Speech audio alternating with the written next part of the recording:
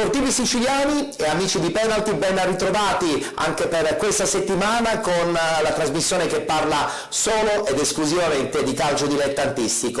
Avete sicuramente notato che da questa settimana siamo in onda in prima serata alle 21 ogni martedì, sempre qui su Gold 78, canale 78 del digitale terrestre. Puntata ricchissima, pertanto subito a parlare di Serie D.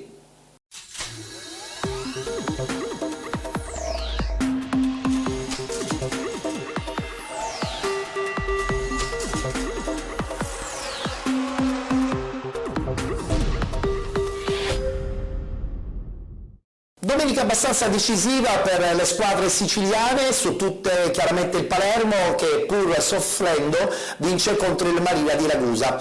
Guardiamo il tabellino di questa 21esima giornata, questi gli incontri: Cittanovese Corigliano 0-0, Castrovillari ACR Messina 1-1, FC Messina batte Biancavilla 3-0, Licata batte Palmese 1-0, Palermo batte Marina di Ragusa 1-0, Savoia batte Marsala Calcio 2-0, Nola batte Roccella 2-1, pareggio tra San Tommaso e Giuliano ed infine vittoria della Troina 2-1 contro la città di Aceriale. Guardiamo la classifica, il Palermo continua ad essere leader assoluto di questo girone del campionato di Serie D, in testa con 51 punti, 46 per il Savoia, 39 FC Messina, 37 Troina, 36 Giuliano, 35 Licata, 33 Città di Aceriale, 32 Biancavilla e Cittanovese, 30 ACR Messina, 27 punti per il Nola, 22 Castrovillari, 20 Marina di Ragusa, 19 Marsala e Corigliano, 18 Roccella, 14 San Tommaso, chiude la classifica la Palmese con 11 punti.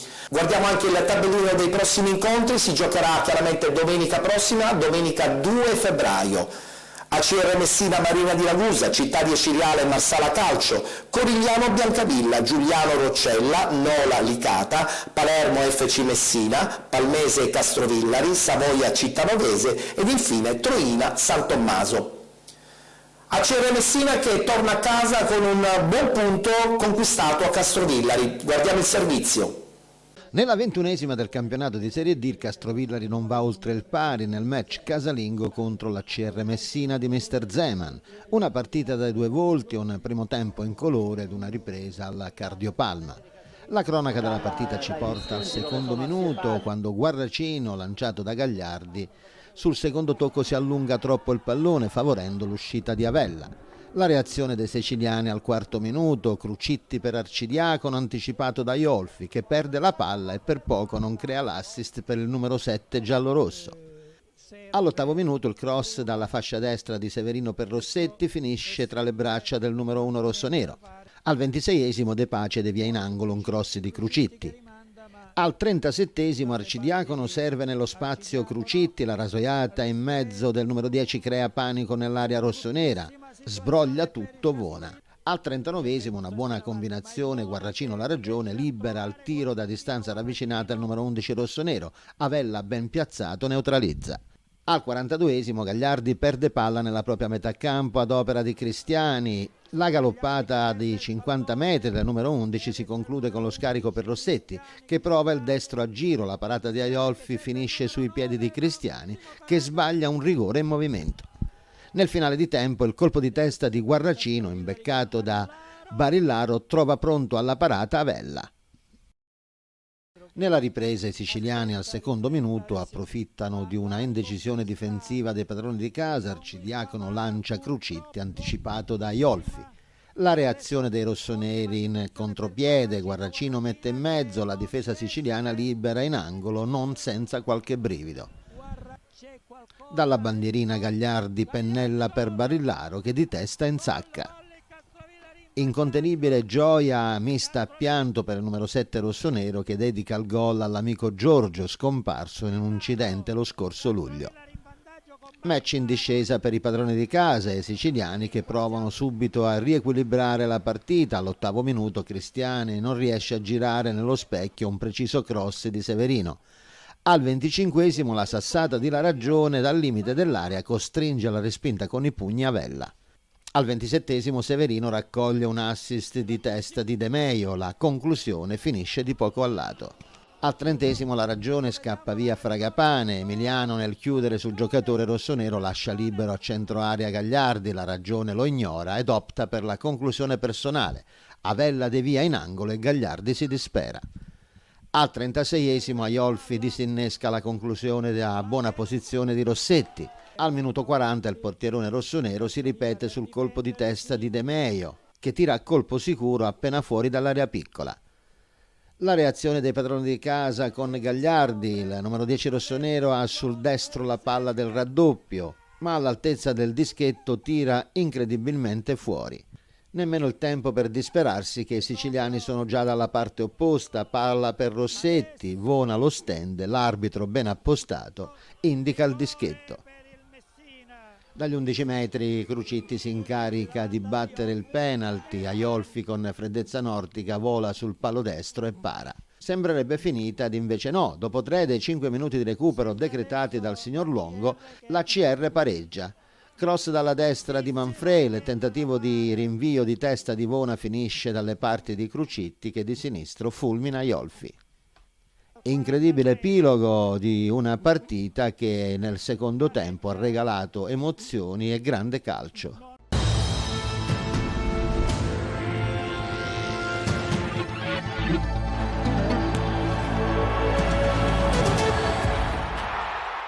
Anche l'altra squadra di Messina, l'FC, si è comportata molto bene questa domenica, vince il derby contro il Biancavilla per 3-0. Ben trovati allo stadio Franco Scoglio, dove l'FC Messina ospita il Biancavilla, entrambe le formazioni reduci da importanti successi. Il tecnico dei record Ernesto Gabriele oggi squalificato dopo l'espulsione di Corigliano. Al suo posto siede Cesar Grabischi. Vediamo allora le scelte del duo tecnico peloritano, con Marone confermato tra i pali, Casella, Domenico Marchetti, Vissore e Brunetti in difesa, a centrocampo sugli esterni Camarà e Bevis, a centro Giuffrida e Alessandro Marchetti, in avanti Coria e D'Ambros. Viaggia al terzo posto in classifica questo FC Messina, la formazione di Giuseppe Mascara insegue a 4 punti, partita sicuramente per le zone nobili delle classifica. Partiamo col film del primo tempo che si apre al 9° minuto, problemi fisici per Camarà che deve uscire, al suo posto Riccardo Correnti, poi il rinvio di Marone al 14°, il colpo di testa di D'Ambros, Coria in mezzo a 2, riesce a passare, se la porta avanti con la mano, Coria viene esteso così da Genovese, calcio di rigore per i padroni di casa, ma è tutto viziato da questo tocco con la mano di Coria non visto dalla terna arbitrale dagli 11 metri. Lo stesso argentino a incaricarsi della battuta. È stato finora infallibile l'ex argentino su Juniors, che parte e va col mancino, spiazza di netto Genovese, e il vantaggio dell'FC Messina. Non sbaglia il mago Facundo Coria, che sblocca dunque il risultato al Franco Scoglio, si prende l'abbraccio del connazionale e mister Cesar Grabischi attacca ancora l'FC Messina. Bonaccorsi rifila una gomitata a Coria, il direttore di gara è lì, rosso diretto per il giocatore del Biancavilla, e dunque la formazione di Mascara sotto di un uomo e sotto di un gol. Ringrazia l'FC Messina che adesso può esprimersi come meglio sa. Giuffrida allarga per Bevis, il francese punta il diretto avversario, si allarga il pallone sul destro, lo manda però alle stelle. Il Biancavilla è tramortito, ne approfitta l'FC Messina qui con Correnti che pesca sul secondo palo Kylian Bevis. 2-0 FC Messina, ancora in rete giallorossi, ennesima gioia personale per Kylian Bevis, una stagione da rivelazione assoluta per il talento francese. Prova a scuotersi allora il Biancavilla, pallone in verticale, gira Aloia sul palo più lontano, sfiora solamente però il legno l'ex San Cataldese. Nuovamente FC Messina da terra, D'Ambros viene servito da Bevis, prova il sinistro, il brasiliano Genovese para in presa bassa, partita appannaggio totale dell'FC Messina. C'è però un calcio di punizione per il Biancavilla allo scadere, Lucarelli la batte corta ancora per Aloia, uno dei migliori del Biancavilla se non il migliore, mette il pallone ancora fuori. Tutto facile per l'FC Messina al termine dei primi 45 minuti, avanti di 2 gol giallorossi grazie a Coria e Bevis. Partiamo col team della ripresa che si apre con il recupero palla di Brunetti che serve D'Ambros, alto sopra attraverso il tentativo dell'ex Trapani, attacca solo l'FC Messina in questa seconda parte di gara. Casella riesce a pescare Alessandro Marchetti, poi Coria e l'argentino ancora col sinistro illumina il gioco per D'Ambros che si proietta a tu per tu con il Genovese. D'Ambros non calcia bene stavolta, il portiere del Biancavilla riesce a respingere, si resta sul 2-0 a Franco Scoglio. Qui è Coria che trova il pallone, il tacco di D'Ambros, ancora Coria illuminante per Alessandro Marchetti, Marchetti se la porta sul mancino e arriva il 3-0 di Alessandro Marchetti. Torna al gol il soldatino che non segnava, pensate un po', dalla prima gara stagionale dell'FC Messina, il gol che piegò la Palmese sorprese in coppa, stavolta quello che chiude il match col Biancavilla. Si prospetta l'8ª vittoria nelle ultime 10 uscite per l'FC Messina, per rendimento la migliore del torneo nelle ultime 5 gare. Entra Geran, fuori Facundo Coria, tra gli applausi della tribuna del Franco Scoglio. Attacca l'FC Messina, c'è ancora un cambio, fuori Brunetti, dentro Francesco Miele. 3-0 pesante contro il Biancavilla. Rimessa al laterale, il pallone arriva in zona difensiva al Biancavilla, ma Geran lo strappa, se lo riprende ancora Geran, scarica per D'Ambros, ci sarebbe correnti da servire. D'Ambros cerca gloria personale, spara alto il pallone. Potrebbe dilagare l'FC Messina qui con Bevis che trova correnti, lancio illuminante per D'Ambros, di prima per Geran, tutto bellissimo, poi Geran non trova il tempo per concludere bene l'uscita di Genovese, li nega il primo gol italiano. Cambio, esce Fissore, dentro Quidadamo, staffetta dai due difensori. Poi la seconda presenza in campionato per Pietro Junior Santa Paola, talento classe 2003 che va a rilevare D'Ambros. Dalla destra attacca l'FC Messina, Correnti scarica all'indietro, Casella cerca il piattone debole tra le braccia dell'estremo difensore del Biancavilla. Triplice fischio al Franco Scoglio, amici della Wii Sport. Si conclude così la 21ª giornata per l'FC Messina e per il Biancavilla. È 3-0 netto dei peloritani che schiantano gli Etnei, vendicando il 2-2 dell'andata. 7 giorni e visita alla prima della classe. Si gioca a Renzo Barbera di Palermo.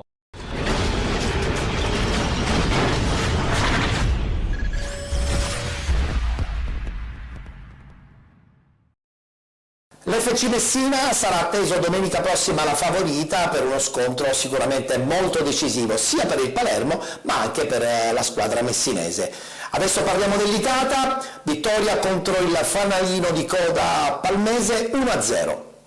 Vincere, convincere e mettersi alle spalle un avvio di 2020 da incubo, e questa è la missione dell'Licata Calcio oggi per la 21ª giornata di campionato del torneo di Serie D. Amici sportivi, buon pomeriggio dal Dino Liotte e Giuseppe Patti che vi parla. L'avversario di oggi è il migliore che il Licata potesse avere sulla carta, il fanalino di coda palmese. Doda imposta sulla tre quarti il cross con Manfred che spizza la palla al centro dell'area, il tiro di Manfred e c'è la volée di Manfred. Dama a sinistra, Cannavò in posizione di suggeritore, Cannavò guadagna il fondo, il cross dentro e c'è la parata sulla linea di Cannizzaro.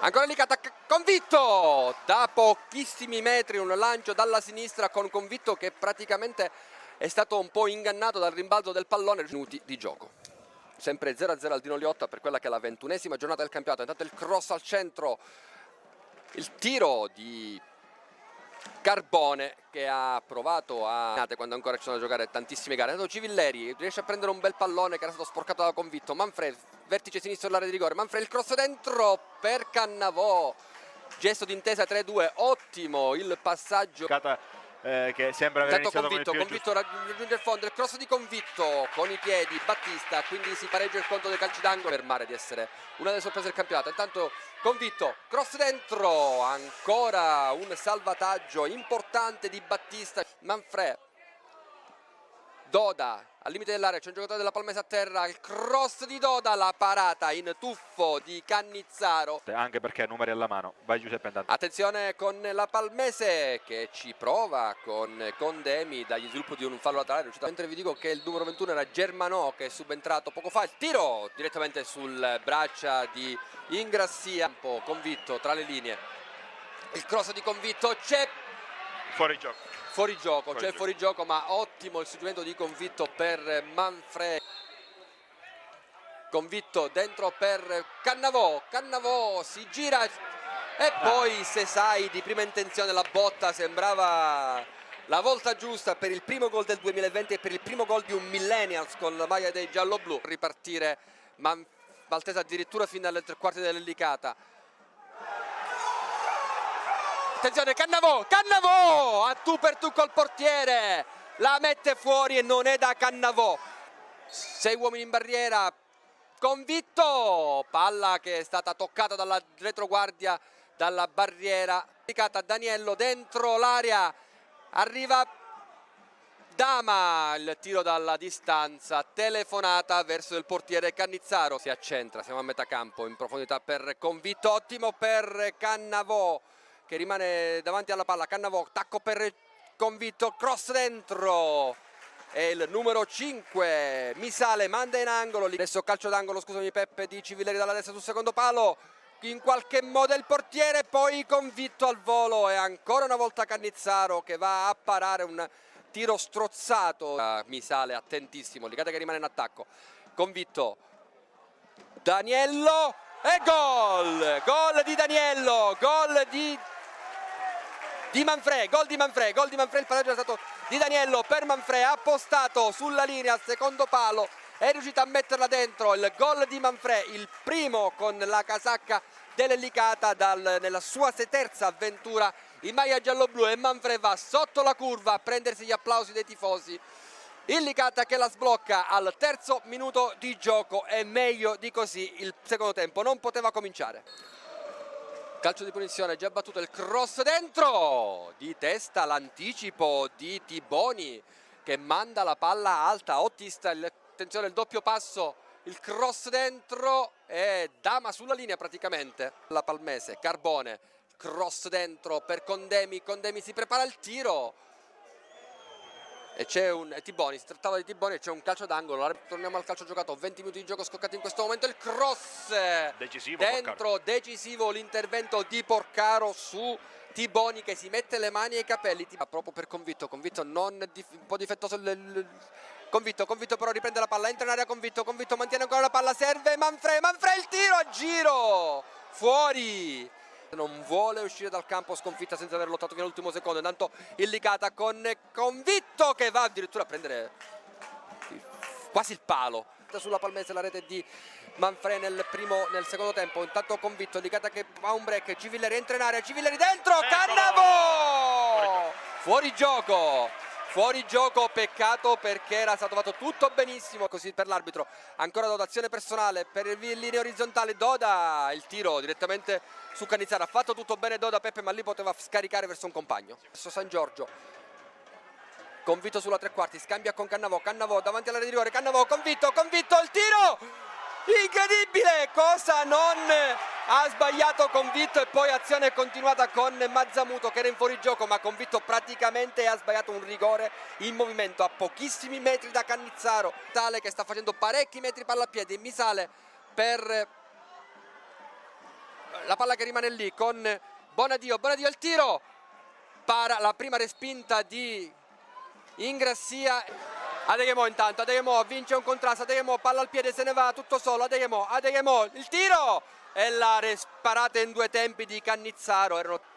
Prova il lancio in avanti per Daniello, poteva gestire meglio questo pallone, è scaduto il recupero, vedremo se l'arbitro è finita qui, il Licata batte la Palmese 1-0, salviamo la rete, salviamo il risultato, ancora non è il miglior Licata, Peppe, ma era importante vincere e ci siamo riusciti.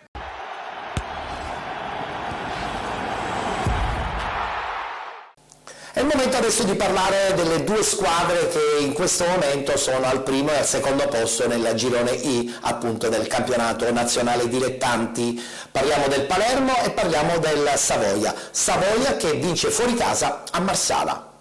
Quarta giornata di ritorno nel campionato di Serie D Girone I. Al Nino Lombardangotta si sfidano Marsala e Savoia in un match carico di interesse per i risvolti in classifica. La squadra campana deve cercare la vittoria per non perdere terreno sul Palermo.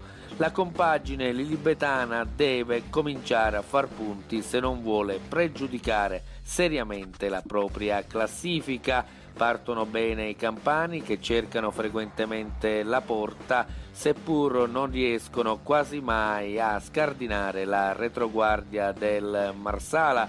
La squadra di Terranova in campo è molto più guardinga rispetto alle precedenti uscite, ma i campani riescono sempre a capitalizzare la mole di gioco che producono attraverso un gioco avvolgente soprattutto sulle fasce. La squadra di Terranova così è costretta a rinchiudersi nella propria metà campo per salvaguardare il risultato di 0-0 e di tanto in tanto ripartire con delle veloci azioni come questa che stiamo vedendo, che culmina con il tiro di Balistreri e la parata non troppo difficile del portiere avversario. Tra i migliori in campo il terzino destro destro del Marsala Locascio, che si esibisce spesso in folate sulla fascia che risultano essere molto irresistibili,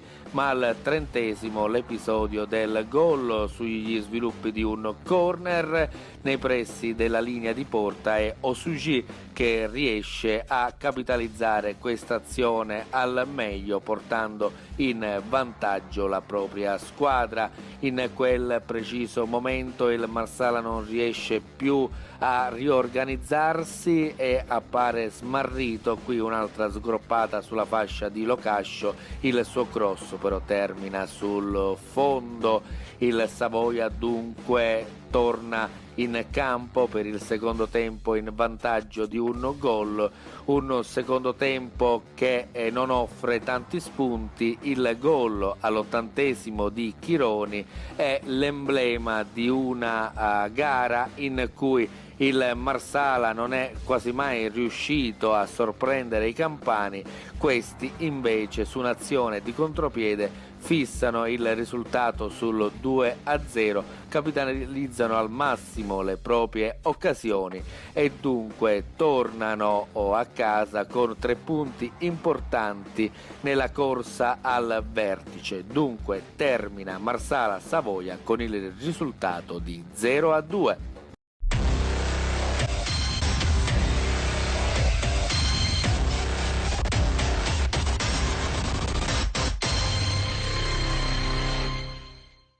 Savoia convinto, Savoia determinato, Savoia che punta tutto sullo scontro diretto che si giocherà tra un paio di domeniche proprio contro la squadra palermitana.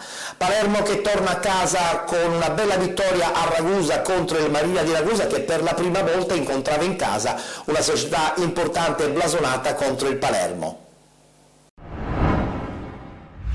È una Serie D che trova unità ed equilibrio persino tra gli opposti. Città metropolitana di Palermo, Marina, piccola frazione di una elegante Ragusa. Matricole rossoblù, la favorita per eccellenza, il club rosanero. Questa è Marina di Ragusa Palermo. Questa è la 21ª giornata del campionato di Serie D. Marina che sta facendo da termometro di questo girone, avendo fermato a domicilio al Giro di Torre Annunziata il Savoia, acerrima rivale proprio delle Aquile rosanero di mister Pergolizzi, che nel frattempo ritrovavano la vittoria a Renzo Barbera grazie alla rete dagli 11 metri di Roberto Floriano. Possiamo dunque passare a raccontarvi del film di questa sfida grazie alle immagini a cura di Andrea Martorana. Al quinto di gioco l'illuminazione di Puglisi da prima della zona mediana. Puglisi colpisce il legno. Pelagotti era stato beffato con questo tentativo alla Josip Filicic. Ci riprova il Marina 2 minuti più tardi con Mutu Diop che non riesce a centrare il bersaglio grosso. Rispondono le Aquile al 12°, conclusione infatti di Felice a portiere battuto dopo che Floriano aveva fatto a ferro e fuoco il binario di competenza. Si deve immolare però un difensore Mazzaritaro. Ancora Floriano sugli scudi, fa tutto benissimo, poi scarica per Cracia che prova a caricare il destro senza centrare lo specchio della porta difesa da Pellegrino. Ora si sono svegliati gli uomini di mister Pergolizzi e qui hanno un'altra ghiotta occasione con Floriano, il cui tiro grosso non trova però nessuna deviazione nel cuore dell'area di rigore. Poco prima della mezz'ora ottima trama dei Mazzaritari con Mutu Diop che va via sull'auto mancino. Il diagonale viene neutralizzato a terra con i guantoni da Pelagotti. Assiste in maniera nevrotica mister Utro dall'altro lato al 36°. Lancini ci prova da distanza proibitiva, si stava complicando la vita all'estremo difensore locale Pellegrino che riesce poi a smanacciare in corner. 2 minuti più tardi ancora Palermo in avanti, sempre con Floriano in cabina di regia che rifinisce per l'inserimento profondo di Mattia Felici che prova a metterci lo zampone. Pellegrino però gli sbarra la strada. Ultima occasione della prima frazione di gioco al minuto 41. Floriano da sinistra serve il pallone ancora per Felici che apre il compasso in bocca al numero 1 locale Pellegrino. Termina così la prima frazione di gioco. Marina di Ragusa Palermo ferme ancora dopo i primi 45 minuti sullo 0-0. Un ottimo avvio dei Mazzaritari che hanno spaventato e come la capolista Palermo. Passiamo allora con le nostre immagini al film e la ripresa che si apre col primo tentativo di marca rossoblù con Mistretta che rientra entra in area, prova a lasciare andare il mancino, proprio lui che aveva segnato al Barbera. 52esimo sliding door di questa sfida con l'Angella che serve Sforzini, il tagliagole sul filo del fuorigioco, scappa via e trafigge Pellegrino per il vantaggio delle Aquile rosanero. Cambia il parziale al minuto 52 allo stadio Aldo Campo. Il Palermo è passato avanti grazie alla rete di Nando Sforzini. Non si deprime però la compagine mister Salvatore Udro, che reclama per un possibile calcio di rigore per questo atterramento ai danni di Mistretta. Lascia proseguire però il direttore di gara all'ora di gioco. Primo cambio in casa Marina, out Calivà in Baldè, minuto 62, ancora un'occasione per i Mazzareddari con la sventagliata che trova proprio l'entrato Baldè, palla dentro per Sidibe che da pochi passi non riesce a spingere in rete. Occasione gigantesca per i Mazzareddari, altro cambio al minuto 67, out di Bari, al suo posto spazio a Cervillera. Ora il Marina concede un po' di campo al Palermo, potrebbe essere letale negli spazi proprio l'italo tedesco Roberto Floriano, che qui dà solo l'illusione del gol ai tanti tifosi palermitani occorsi allo stadio Aldo Campo. Occhio però al contropiede del Marina di Ragusa sull'asse Baldè di Oppo, che si conclude in un nulla di fatto al minuto 79. Ancora cambi con mister Udro che prova a dare peso specifico al proprio reparto offensivo inserendo Suma, l'ex ACR Messina, in luogo di Mistretta. Al minuto 86 ancora Marina pericoloso in avanti, infatti a botta si rugura Pietrangeli calcia, deve fare gli straordinari però Lancini. Mossa disperata di mister Udro che getta nella mischia Mattia Retucci in luogo di Calivà. Al 91esimo potrebbe chiuderla però il Palermo con l'Angella che penetra in area di rigore. Puglisi però è mastodontico a ergersi a paladino della propria area di rigore. 90+3, calcio di punizione, ci prova Veraghi dal limite, Veraghi si sposta il pallone sul destro, Veraghi da solo l'illusione del gol, il suo destro che sibila di un soffio alla destra del palo di Pelagotti. Termina così allo stadio Aldo Campo, non c'è più tempo, Marina di Ragusa Palermo è già storia e termina per 0-1 in favore delle Aquile. Decide la rete al minuto 52 di Nando Sforzini, ma tanti applausi meritano i ragazzi di mister Salvatore Udro.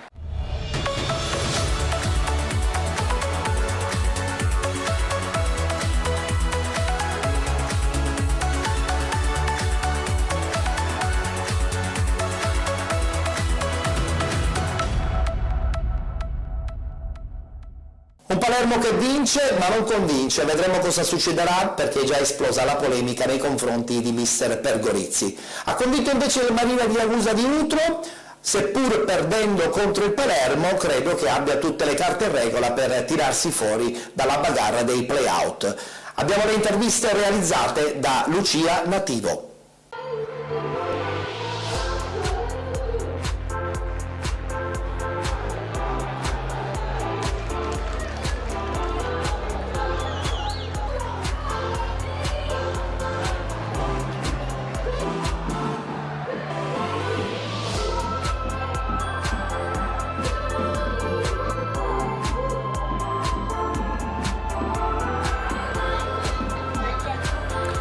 Si è appena conclusa la quarta giornata di ritorno ASD Marina di Ragusa Palermo, una partita davvero entusiasmante, il risultato per noi un po' meno. ASD Marina di Ragusa 0, Palermo 1. E adesso ascoltiamo le varie interviste che ho preparato proprio per voi di Penalty.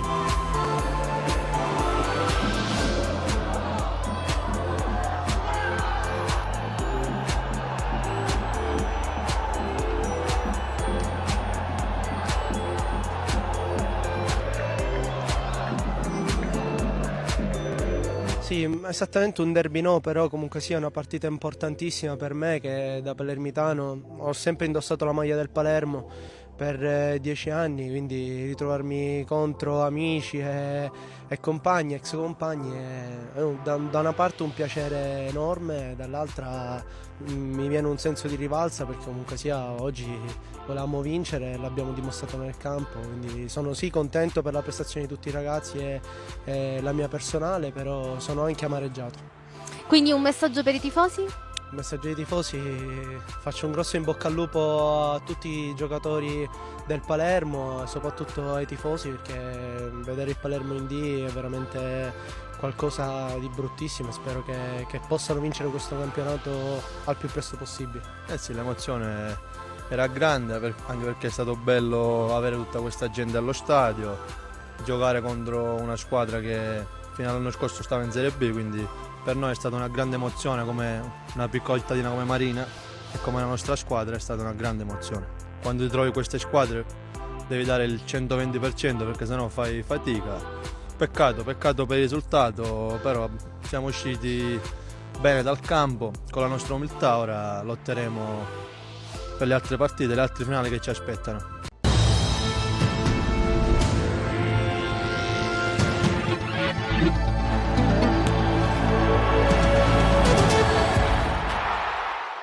Grazie Lucia, con te chiaramente continueremo a raccontare le gesta della squadra della Marina di Ragusa.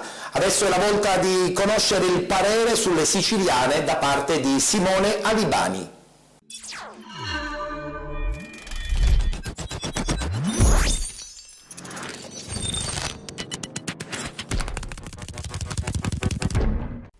Gentili amici di Penalty, un cordiale saluto a tutti voi da parte di Simone Alibani. Come facciamo ad inizio di ogni settimana, andiamo a vedere quello che è successo nell'ultima giornata del girone I del campionato di Serie D. Vincono sia Palermo che Savoia, importanti le vittorie delle due formazioni, rispettivamente 1-0 del Palermo nel campo del Marina di Ragusa grazie alla rete di Sforzini, vince invece per 2-0 il Savoia nell'ostico campo del Marsala. Da segnalare anche il roboante 3-0 dell'FC Messina contro il Biancavilla, un risultato che fa sicuramente incrementare la classifica della squadra peloritana, adesso al terzo posto. Leggiamo velocemente tutti i risultati della giornata: 0-0 tra la Cittanovese e il Corigliano, 1-1 tra Castrovillari e ACR Messina, vince di misura in casa il Licata contro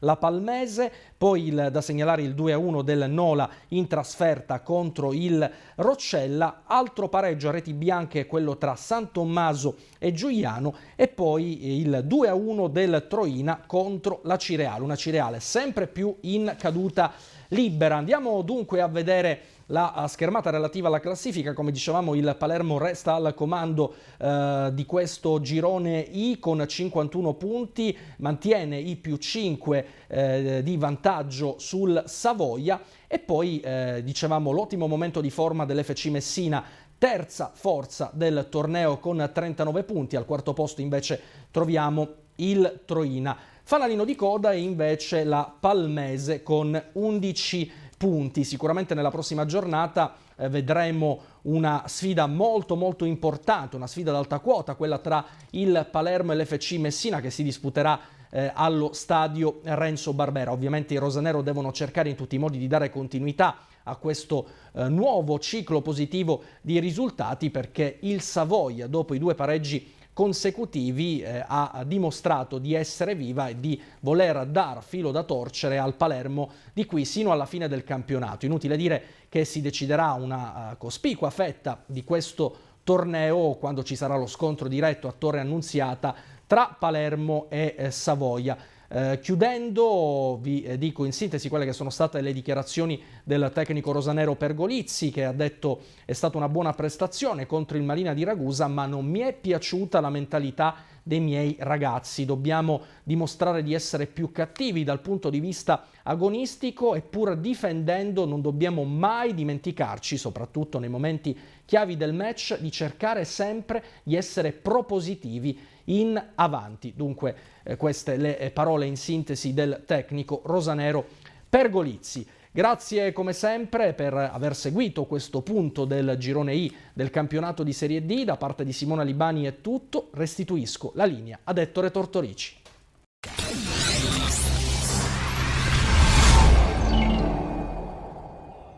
Campionato lungo e difficile, e Simone Alibani ce lo racconta sempre in maniera lineare e semplice. Adesso voltiamo pagina, è il momento di parlare del campionato di eccellenza.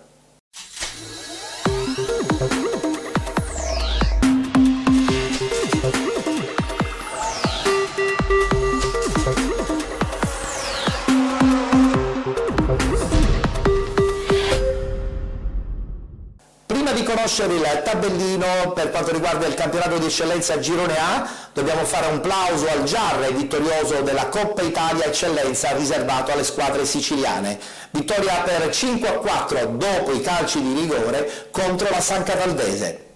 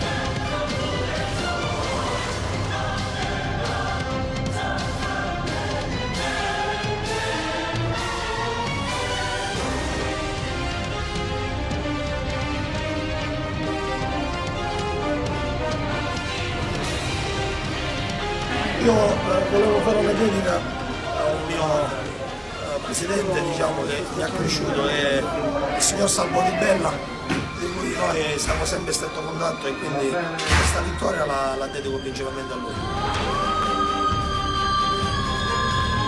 Io vorrei ringraziare la città di Giarre, i ragazzi, i tifosi che hanno fatto 400 km per seguirci, per giudicarci, e la Coppa è loro.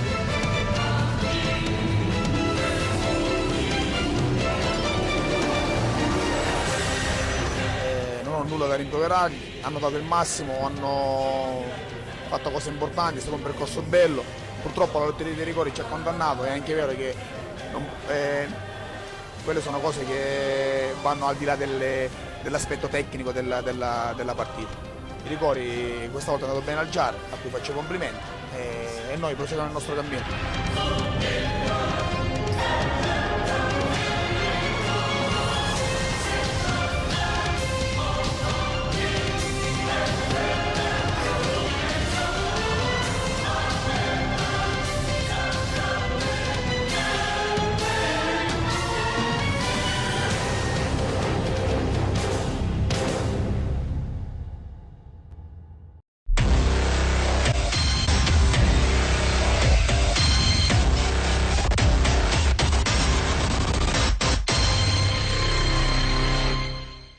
Un in bocca al lupo al Giarre, che proseguirà il suo cammino nella Coppa Italia nazionale riservata alle squadre di eccellenza, prossima partita contro la squadra calabra. E un in bocca al lupo anche alla San Cavaldese, che invece adesso si concentrerà principalmente nel suo campionato, cercando di accapararsi prima possibile un buon posto nella griglia dei playoff. Guardiamo subito i risultati. Cus Palermo Cefaledium 9-0, Parmonval batte Canicattì 3-1, Akragas batte Oratorio San Cile San Giorgio 3-1, Castellammare batte Don Carlo Misilmeri 2-0, pareggio tra Geraci e San Cavaldese, 6-1 per il Mazzara nei confronti del Monreale, vittoria fuori casa del Dattilo Noir 2-1 contro il Pro Favara, ed infine Sporting Vallone batte Alba Alcamo 1-0. Questa è la classifica dopo la quarta giornata di ritorno. In testa Dattilo Noir con 47 punti, 41 per Canicattì e Akragas, 33 San Cavaldese, 32 Geraci e Castellammare, 30 Sporting Vallone, 29 Parmonval, 26 Don Carlo Misilmeri, 25 Mazzara, 21 Pro Favara, 19 Cus Palermo, 16 punti per Cefaledium e Oratorio San Cile e San Giorgio, 9 punti Monreale, 5 punti Alba Alcamo. Guardiamo anche il tabellino dei prossimi incontri. Domenica 2 febbraio si giocheranno Alba Alcamo Cus Palermo, Canicattì Geraci, Castellammare Mazzara, Cefaledium Parmonval, Dattilo Noir Monreale, Oratorio San Cile e San Giorgio Don Carlo Misilmeri, Pro Favara Sporting Vallone ed infine San Cavaldese Akragas. Sconfitta pesante del Canicattì 3-1 contro la Parmonval, sconfitta che a questo punto ha dato modo all'Akragas, che vince invece in casa per 3-1 contro l'Oratorio San Cile e San Giorgio, di raggiungere la squadra di Pippetto Romano proprio al secondo posto. Stadio Franco Lo Monaco di Montalto in scena la 19ª giornata del campionato di eccellenza siciliana per il girone A. Completo bianco-rosso per la compagine agrigentina, maglia blu invece con calzoncini celesti per la Parmonval. Prima occasione al quinto, ospiti che rompono il ghiaccio dopo 5 giri di lancette con la sventagliata parabolica di Maggia ad innescare la velocità di Iezzi. Tarantino salva tutto. Al 12esimo sono i locali a passare in vantaggio, però Costassi che vince il contrasto con Cammareri involandosi verso la porta di Valenti e con un preciso mancino porta in vantaggio la Parmonval. Si sblocca il risultato al 12esimo, la firma di Giorgio Stassi su questo incontro che vince il corpo a corpo e poi con questo preciso mancino in buca fa 1-0 per la compagine locale. Immediata risposta però dei Racinali con Lupo che batte una punizione veloce in favore di Caronia. Il cross dalla sinistra del numero 10 funambolico esterno di mister Pippo Romano, serve Giuseppe Iezzi tutto solo in area di rigore, libero di fare 1-1.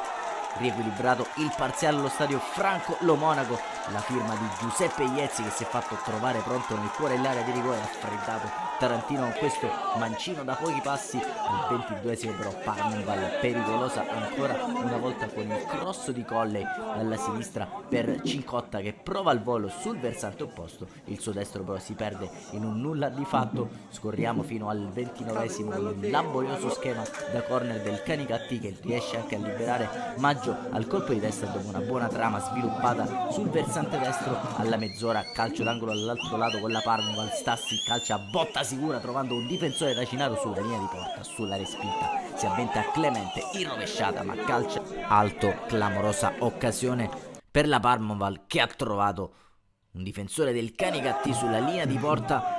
Chiude la prima frazione di gioco questo tentativo al volo di Iezzi su una buona azione sviluppata in orizzontale la formazione di mister Romano. Duplice fischio del direttore di gara, Collieri, Gallarata e squadre negli spogliatoi sul parziale di 1-1. Accade tutto nel primo quarto d'ora quando Iezzi rispondeva all'iniziale vantaggio di Stassi. Passiamo allora con le nostre immagini a cura di Antonino Di Fede al film della ripresa col primo cambio per mister Romano al 55esimo. Tedesco infatti lascia spazio a Pira sul rettangolo verde, segue un corner per il Canicattì con Caronia che pesca Maggio dal limite. Il destro è potente ma non preciso. Al minuto 58 punizione battuta veloce dalla Parmonval per Stassi che chiude bene con il mancino trovando solo i guantoni di Valenti. Minuto 62, ottima trama dei padroni di casa con questa doppia triangolazione sul versante destro che libererebbe anche al tiro Cincotta ma sciupa tutto il numero 7 della compagine locale. Predominio assoluto dei locali. Minuto 68 infatti vanno ancora una volta vicini al vantaggio con Bragion, deviato però il tentativo dal limite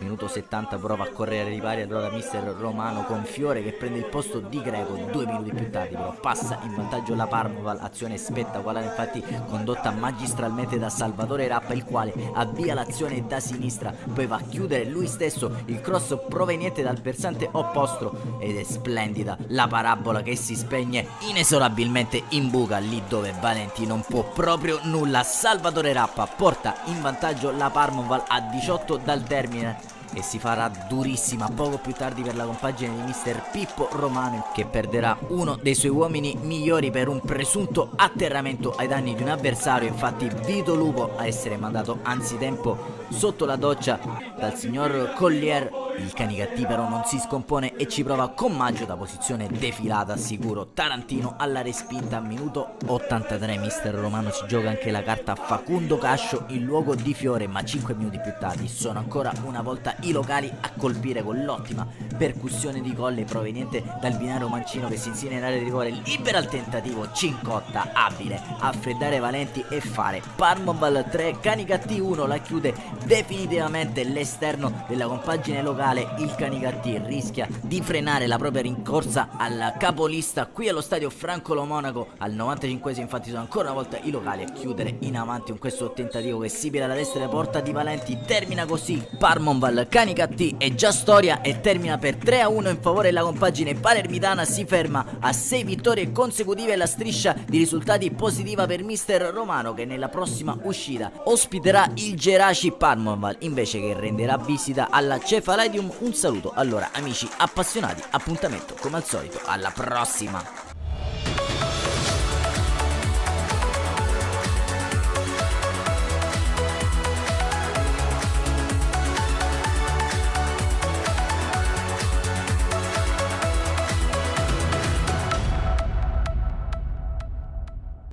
Si sono divise la posta invece Geraci e San Cataldese, risultato finale 1-1, lascia l'amaro in bocca ad entrambe le squadre. Bentrovati con la 19esima giornata del girone A, bentrovati con la sfida d'alta classifica tra Geraci e San Cataldese, due formazioni in piena lotta per un posto in post-season. San Cataldese che nell'ultimo turno ha regolato per 1-0 la Parmoval, sconfitta invece contro l'oratorio San Ciro e Giorgio per la formazione delle Geraci per 2-1. Partiamo col fin del primo tempo che si apre con questa conclusione di Sicurella su calcio di punizione, sempre il Geraci ad attaccare, Serio lancia Velardi, prova a prendere spazio sulla sinistra, mette questo traversone dentro, Dolenti in presa bassa afferra la spera, punizione per la San Cataldese che si rende pericolosa in zona Sesai. Il portiere però bravo a smanacciare e ad allontanare il pericolo con l'aiuto della difesa. Al minuto 36 attacca il Geraci, calcio d'angolo, sfera viene messa in mezzo, incredibile, svetta più in alto di tutti Tarantino che resta in area almeno per 3 secondi e trova l'incornata vincente. Dolenti stavolta non può nulla, sarà l'occasione che chiuderà anche il primo tempo. Amici della Wii Sport, il Geraci di misura fino a questo momento si impone sulla San Cataldese con risultato di 1-0. Decide il gran gesto atletico da parte di Tarantino. Partiamo con il film della ripresa, subito ficcante il Geraci, qui Velardi prova a inserirsi in mezzo a due difensori e per poco non trova il raddoppio. Al 53esimo esce Di Maria dentro Ferrera nelle file del Geraci. Al 60esimo azione dalla sinistra per la San Cataldese con Castaldo che la può girare per Savasta, la stoppa, prova il primo tentativo, forse un tocco con la mano, Luca Savasta arriva ai pari della San Cataldese, proteste delle Geraci ma gonfia la rete il numero 11 verde Amaranto e va a riequilibrare il risultato. 63esimo adesso la San Cataldese preme perché ci crede, serve Sesai ad allontanare questo pericolo. Minuto 66 esce Velardi dentro Marsala, subito il numero 14 a rendersi utile alla causa, riceve questo bel lancio da centrocampo, prova direttamente questa conclusione col destro, la alza di poco sopra la porta di Dolenti. 74esimo esce Grimaudo dentro Cucchiara. Al minuto 86 è tosto ad accendersi, ne salta uno, ne salta un altro, attenzione ancora al calciatore che conclude con Sesai che fa un primo intervento, poi si avventa addosso. Sesai è miracoloso per evitare il gol dell'1-2 della San Cataldese, per evitare una sconfitta in casa Geraci. Triplice fischio, né vinti né vincitori, si dividono la posta in palio Geraci e San Cataldese.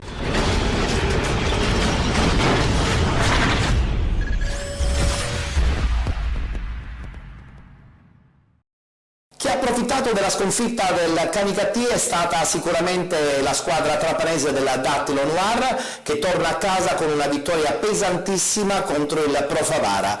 Ci racconta tutto naturalmente Calcedonio Iacuzzo con le sue immagini e le interviste di Giuseppe Barbara. Per penalty gol 78 Ettore Tortorici. Mister, finisce 2-1 per il Dattilo, ma è una sconfitta che brucia. Sì, brucia perché sono state due interpretazioni di un arbitro di Savona che onestamente forse arbitra in maniera diversa qua in Sicilia e poi alla fine secondo me ha determinato il risultato in una squadra che abbiamo messo anima e cuore giocando anche bene senza che loro fino a quel momento abbiano fatto nemmeno un tiro in porta. Un rigore elargito in maniera un po' dubbia al Dattilo, con cui è passato in vantaggio, non ha dato quello a voi per il fallo netto in area di rigore.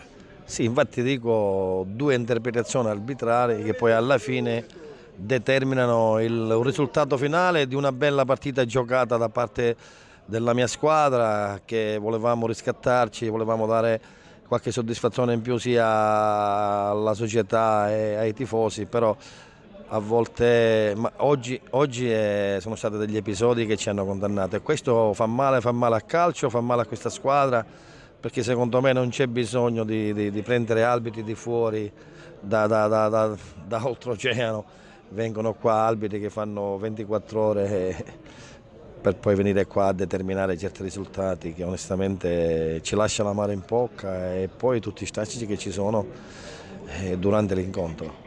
Un Favara che ha saputo tenere testa ad una squadra che ambisce a vincere il campionato, qual è il Dattilo appunto.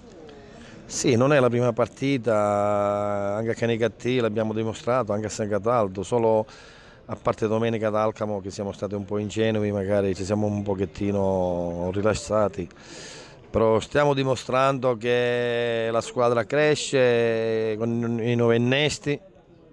Anche se eravamo oggi privi di due mostri sacri in difesa, Fallea e Iannello, però i ragazzi che hanno giocato al loro posto hanno giocato benissimo. Dico sempre peccato perché abbiamo perso una partita per due interpretazioni teatrali da parte di un arbitro. Mister Policani, avete vinto, ma c'è qualcuno che dice che due interpretazioni dell'arbitro hanno favorito la sconfitta del Pro Favara?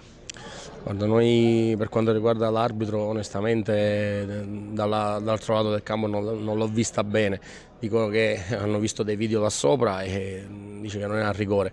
Io a mio avviso l'ho visto dall'altro lato, cioè si vede che il portiere frana sull'attaccante nostro, però alla fine se aveva toccato già prima la palla o meno, cioè poi l'arbitro che dà le sue, dice lui quello che si deve fare, non è che noi possiamo solo. C'è qua una società che ha una squadra veramente buona, un allenatore che ha fatto un buon gruppo, loro mancavano 2 o 3 elementi dietro importanti, non per questo ci hanno messo anche un po' sotto in alcuni frangenti, soprattutto alla fine. Abbiamo giocato la palla come ci eravamo prefissati, l'importante era non perdere e cercare di allungare sul Canicattì. Sono venuti 3 punti, siamo contentissimi e questo è tutto alla fine. Dalle sue parole si capisce che è il Canicattì la squadra che potrebbe insediarvi? Allora il Canicattì, ma c'è anche l'Agragas che può anche insediare, non è che noi non dobbiamo mai abbassare la guardia, fare ogni domenica per noi è una finale, adesso la prossima abbiamo il Monreale.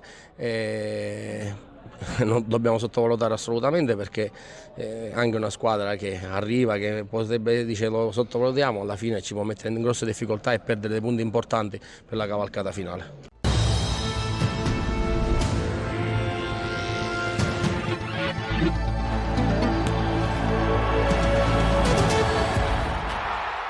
Dattilo Noir che è atteso domenica ad una partita abbastanza abbordabile contro il Monreale. Monreale che perde in casa del Mazzara per ben 6-1. Sentiamo proprio il presidente del Mazzara. Sì, una vittoria importante in un percorso appunto che non stiamo facendo noi. Non ci dobbiamo esaltare per questo punteggio così vistoso che c'è stato, ma quello che ci rincuore appunto la crescita di questa squadra da un paio di partite a questa parte. Vedo una squadra appunto che ha cominciato ad assaporare gli schemi del mister Marino, gioca benissimo, anche addetti ai lavori che ci fanno i complimenti che il Mazzara Calcio comincia ad avere un gioco piacevole. Ho sempre detto che nel momento in cui ho avuto l'onore e l'onore di rappresentare questa società era quella di crescita societaria e di crescita di squadra. Quindi voglio far innamorare nuovamente i mazzaresi di questa squadra. Questo è il mio primo grande obiettivo che voglio fare. Per tutto ciò ci vuole tempo, ci vuole passione, ci vuole amore, ci vuole un lavoro quotidiano, perché dobbiamo dare un'immagine positiva alla città, ai tifosi, a tutti noi che amiamo veramente questa squadra.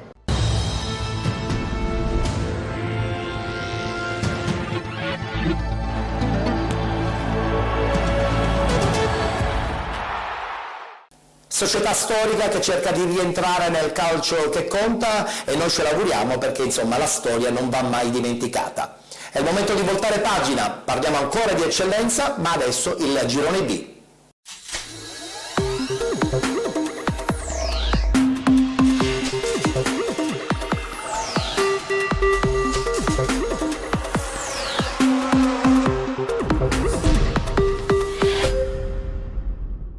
Anche qui si è disputata la 19ª giornata, ovvero la quarta giornata di ritorno. Questi risultati: Real Siracusa Belvedere che perde in casa 3-0 contro il Città di Sant'Agata, Acicatena Carlentini 0-0, Ragusa Calcio batte Atletico Catania 5-1, Mascalucia San Pio X batte Enna Calcio 3-0, Gela batte Giarre 2-1, Sport Club Palazzolo che perde in casa contro il Città di Rosolini per 1-0, vittoria anche questa fuori casa del Paternò 6-0 contro lo Sporting Pedara. Ha riposato il Santa Croce. Guardiamo la classifica, in testa ancora il Paternò con 46 punti, 40 per Città di Sant'Agata e Città di Rosolini, 37 Ragusa, 36 Giarre, 34 Sport Club Palazzolo, 30 per Mascalucia San Pio X, 24 per il Santa Croce, 23 Real Siracusa Belvedere, 22 Carlentini, 13 Sporting Pedara, 11 punti per Gela e Acicatena, 10 Lenna ed infine chiude la classifica l'Atletico Catania con un punto. Si giocherà domenica prossima, domenica 2 febbraio, questi gli incontri: Mascalucia San Pio X Sporting Pedara, Ragusa Calcio Real Siracusa Belvedere, Carlentini Gela, Città di Rosolini Atletico Catania, Città di Sant'Agata Acicatena, Paternò Sport Club Palazzolo, Santa Croce e Enna Calcio riposerà il Giarre. Ed iniziamo subito a vederci i filmati. La partita vittoriosa 3-0 della Città di Sant'Agata contro il Real Siracusa Belvedere. Continua la sua rincorsa al primato il Città di Sant'Agata, che passa nella difficile trasferta di Siracusa battendo i padroni di casa del Real per 3-0. Vittoria di rigore per i biancoazzurri guidati da Pasquale Ferrara, che grazie a 3 penalty espugnano il Garone e conquistano di fatto la 13ª vittoria in campionato, la 6ª fuori casa, mantenendo inoltre la 2ª posizione in classifica con 40 punti. Un match che si apre con la formazione ospite che ci prova con Iraci, che è servito da D'Angelo, calcia da fuori ma la sfera non inquadra lo specchio della porta. Bersaglio che i biancoazzurri non centrano nemmeno pochi minuti più tardi, quando è Tiscione a calciare dal limite, ma il suo destro finisce di poco alla destra del portiere Scordino. Al terzo tentativo però il Città di Sant'Agata passa quando il signor Testai concede il rigore per il fallo di Alma su Iraci e senza esitazioni indica il dischetto. Dagli 11 metri si presenta Filippo Tiscione, va col destro il numero 11 biancoazzurro che spiazza il portiere, portando di fatto in vantaggio la formazione del presidente Antonio Ortoleva. Per Filippo Tiscione è il quarto centro con la maglia santagatese. Per Filippo Tiscione anche gol con dedica, quindi gol speciale per il numero 11 bianco-azzurro. Galvanizzati dalla rete del vantaggio, il Città di Sant'Agata prova a chiudere i conti. Cicirello col mancino sfiora l'incrocio dei pali, dando quasi l'illusione del gol. Gli sforzi della formazione allenata da Pasquale Ferrara vengono comunque premiati pochi minuti più tardi, quando il fischietto messinese giudica falloso l'intervento di Falla su Tiscione e senza esitazioni indica per la seconda volta il dischetto del rigore. Dagli 11 metri questa volta si presenta Piero Concialdi, che con uno splendido cucchiaio spiazza il portiere Scordino, facendo così Real Siracusa 0, Città di Sant'Agata 2 e gol numero 8 in campionato per il fantasista in maglia numero 10. il Real Siracusa comunque non ci sta, prova a venire fuori dal guscio, ci prova con la punizione di Melluzzo che costringe agli straordinari Ferrara sulla ribattuta, arriva poi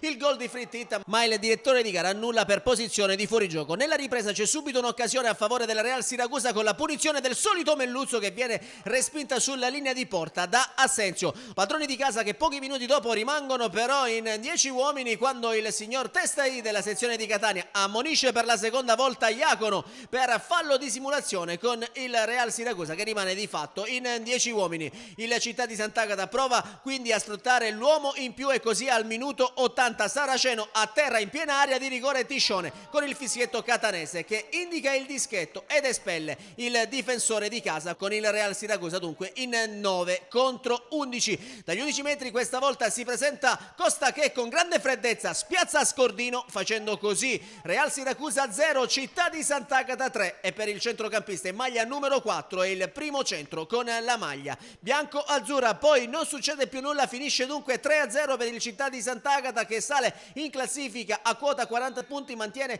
la seconda posizione e continua la sua rincorsa alla Paternò.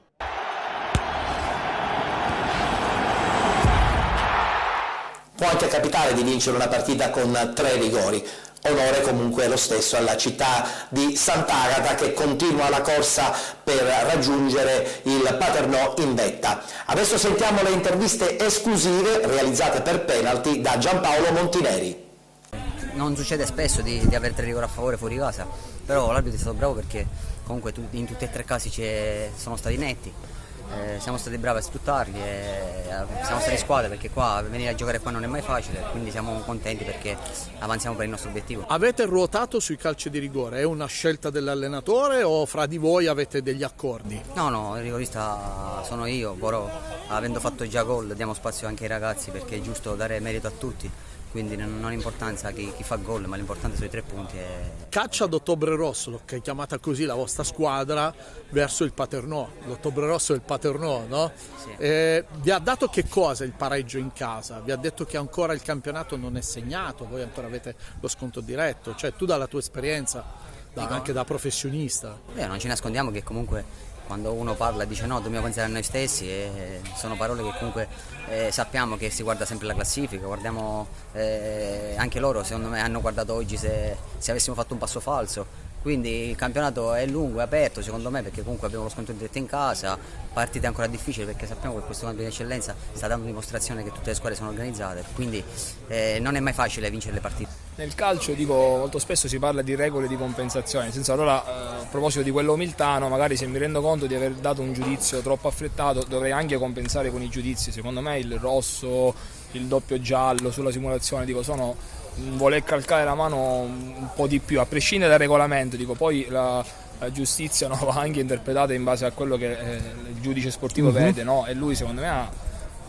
poteva evitare qualche giallo, qualche cartellino. Però adesso avete bisogno di punti, perché sono 3 partite che non muovete, quindi stop la culla. Ecco, adesso si ha bisogno. Anche se ti dico, noi non abbiamo grandi pressioni, perché comunque in questo momento il nostro cammino è coerente rispetto a quello che volevamo fare a questo punto della stagione. Sapevamo che adesso quelle prossime 3-4 partite incontriamo squadre importanti, quindi contro queste squadre puoi vincere, perdere o pareggiare. Noi le prestazioni non sono mancate, come hai detto te, i 2 portieri non ci sono stati, e giocare contro 3 attaccanti, una squadra di questo tipo e non farli tirare in porta è già successo col Giarre, è già successo a Carlentini, purtroppo ogni tanto non gira, gli episodi possono anche andare male, ma noi accettiamo e lavoriamo di più a partire da mantenere.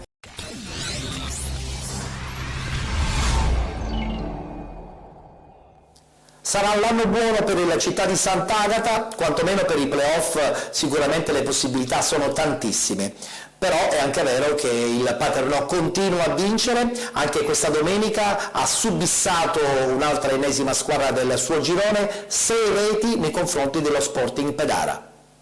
Secco e perentorio il finale dal Comunale di Via Grande per la 19ª gara di campionato d'eccellenza Girone B Sporting Pedara Paternò Calcio. Partita a son di gol per i rossazzurri che spugnano la squadra di casa con ben 6 reti messe a segno fra primo e secondo tempo. Più 3 punti per il Paternò che continua la sua marcia conservando l'imbattibilità con una nuova vittoria, lasciandosi alle spalle l'amarezza della gara precedente.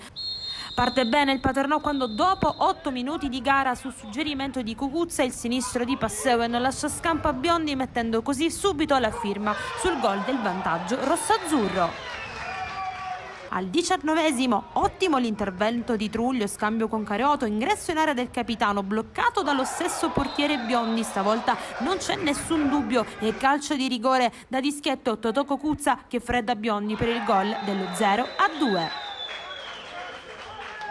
Al 34esimo dalla bandierina Privitera, palla intercettata in aria da Bontempo che di testa buca la rete e mette alle spalle di Biondi per il gol dello 0-3. Al 42esimo lancio lungo di Privitera a trovare Passeue che supera la difesa avversaria in velocità battendo Biondi con un pallonetto velenosissimo e il gol dello 0-4. Secondo tempo al via con un cambio operato da mister Catalano, esce Coniglione, entra Rosalia. Nei primi minuti ecco il tentativo di Cariotto, palla che però si spegne fuori. Al sesto ci prova l'ex Caruso per il Pedara, conclusione disturbata da Cavallaro che termina fuori. Ed intanto al 13esimo esce Raimondi, entra Marino. Al 15esimo poi esce Cariotto ed entra Cortese. Lancio di Cucuzza a seguire a trovare sulla corsia di destra la Piana che serve la corrente Cortese. Un ottimo assist per il gol che vale 5-0 per i rossoazzurri e la prima rete di Roberto Cortese. Non c'è più tempo, Paternò vince sonoramente sul campo di Via Grande contro il Pedara con 6 gol, 46 punti in classifica a +6 da Sant'Agata e Rosolini. Prossimo appuntamento imperdibile al Falcone Borsellino domenica prossima contro il Palazzolo.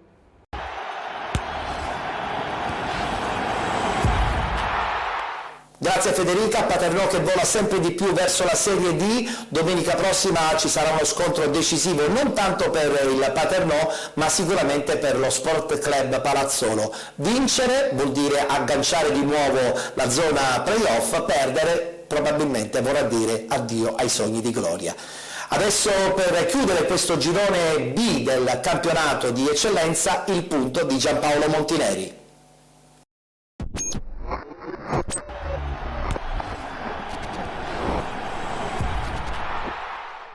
Penalty, il Monti, la rubrica Gold 78, insomma un po' di cose che sempre mettiamo assieme nell'ambito del racconto del weekend del calcio che abbiamo già superato e abbiamo salutato l'ultimo weekend di gennaio perché comunque sarà febbraio la prossima settimana e con un andazzo che ha trovato 2 punti fermi perché le 2 squadre del girone A e girone B che guidano il campionato hanno la stessa identica distanza di punti di vantaggio sulle seconde, 6 punti il Dattilo Noir nel girone A ed il Paternò nel girone B.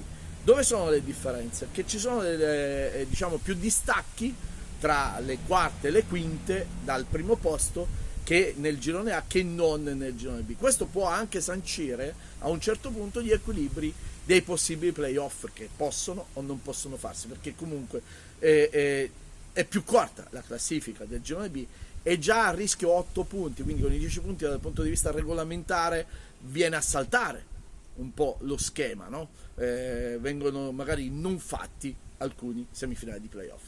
La domenica ci dice che soltanto l'Akragas nel girone A ha approfittato ad inseguire il Dattilo Noir che vince ancora una volta.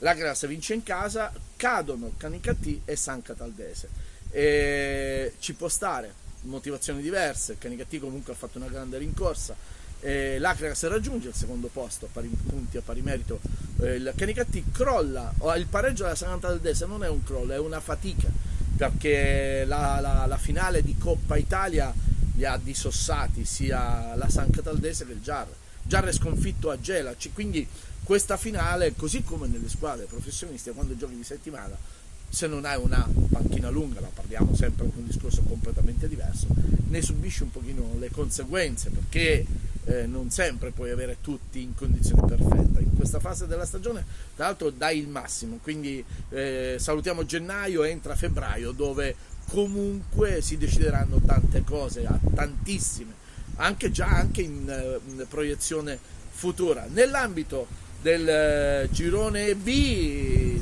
su e giù sono successe delle cose che hanno lasciato dei segnali. Il ritorno in settimana di Natale Serafino da Cicatena, il pari senza prendere gol a Cicatena con il Carlentini, la sconfitta in casa del Real Siracusa Belvedere ad opera di un Sant'Agata, dove i 2 portieri, è una cosa che ho seguito in diretta, non hanno fatto una parata, ma ci sono stati 3 rigori, una guerriglia di polemica tra la società e l'arbitro di questa partita, questo arbitro che ha incontrato 2 volte il Real Siracusa Belvedere, 5 calci di rigore contro. Quindi giustamente non puoi andare a contrastare, a contraddire ciò che l'arbitro decide, perché o giusto o sbagliato comunque sono decisioni che non ti portano niente, non si torna mai indietro. Però Real Siracusa Belvedere e Sant'Agata, i 2 portieri senza moto, eppure Scordino si è trovato 3 palloni dietro le spalle, va bene, con 3 calci di rigore. Il proseguo del campionato è appunto questo, cioè il Palazzolo che cade in casa con i rosolini, maestosa, straordinaria, celestiale la stagione del Rosolini, di Orazio Trombatore, ma di tutto il gruppo, e i tifosi del Rosolini che cantavano Cutrufo pagaci da bere, offrici da bere, anche un po' di ironia. Un Palazzolo che non riesce a proseguire, diciamo, di fatto la rincorsa alla posizione di playoff, cade in casa, e il Palazzolo che domenica è chiamato alla forma di partita, all'ennesimo scontro diretto contro la capoclassifica Paternò. Le altre tutte vorrebbero diciamo un Palazzolo che possa rallentare la corsa del Paternò in casa. Caccia Ottobre Rosso è stato chiamato da me il girone B di eccellenza, perché Paternò l'Ottobre Rosso, il famoso film con Sean Connery, no?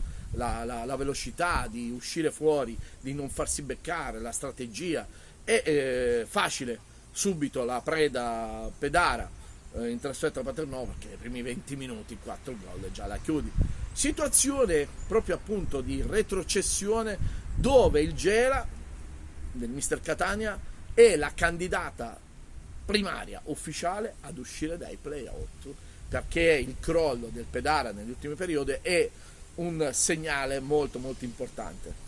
Esonerato dall'incarico di S Giovanni Martello in serata della domenica, Lenna non esce più, è invischiata ormai, ed è una contraddizione, perché normalmente se esoneri un direttore sportivo devi anche esonerare l'allenatore, però il calcio ha questo. Il Bruck, il mitico Brucculeri, rimane a guidare Lenna, non c'è più Giovanni Martello, chissà se la colpa è sempre del direttore, chissà se invece non è proprio così, che è un'annata dove le scelte sono state sempre sbagliate anche nel seno di riparazione di mercato, e quindi sarà così. Ma la candidata ad uscire dai playout realmente è la squadra di Gela, che ritorna le società a giocare al Presti. È stata fatta l'inaugurazione, cambia il Presti perché comunque è trasformato, però è lo stadio che ha tanta storia ed è giusto che sia così, è giusto assolutamente che sia così. Quindi ci spostiamo un pochino sempre verso il basso, dove appunto l'Atletico Catania fa la sua parte. Sembra che ci possa essere ancora una volta qualche novità in settimana, però di fatto è che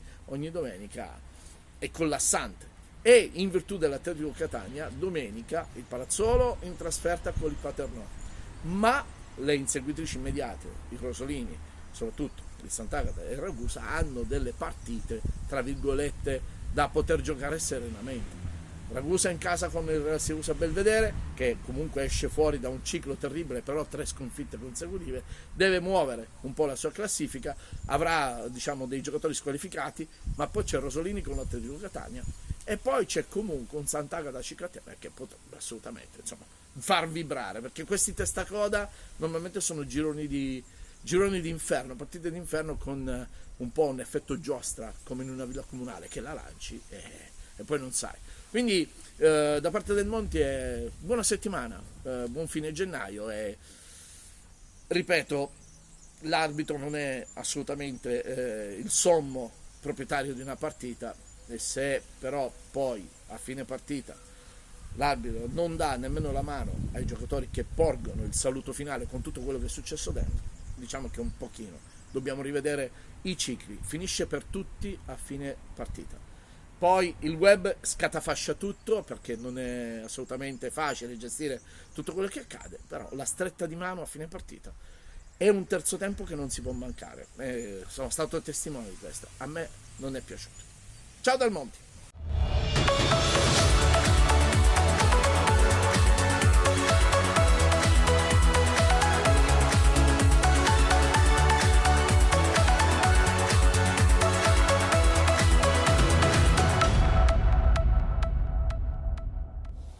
Ficcante come sempre Giampaolo Montineri, ci fermiamo, c'è la pubblicità, non cambiate canale, rimanete su Gold 78, rimanete con penalty, dopo la pubblicità parleremo dei 4 gironi del campionato di promozione.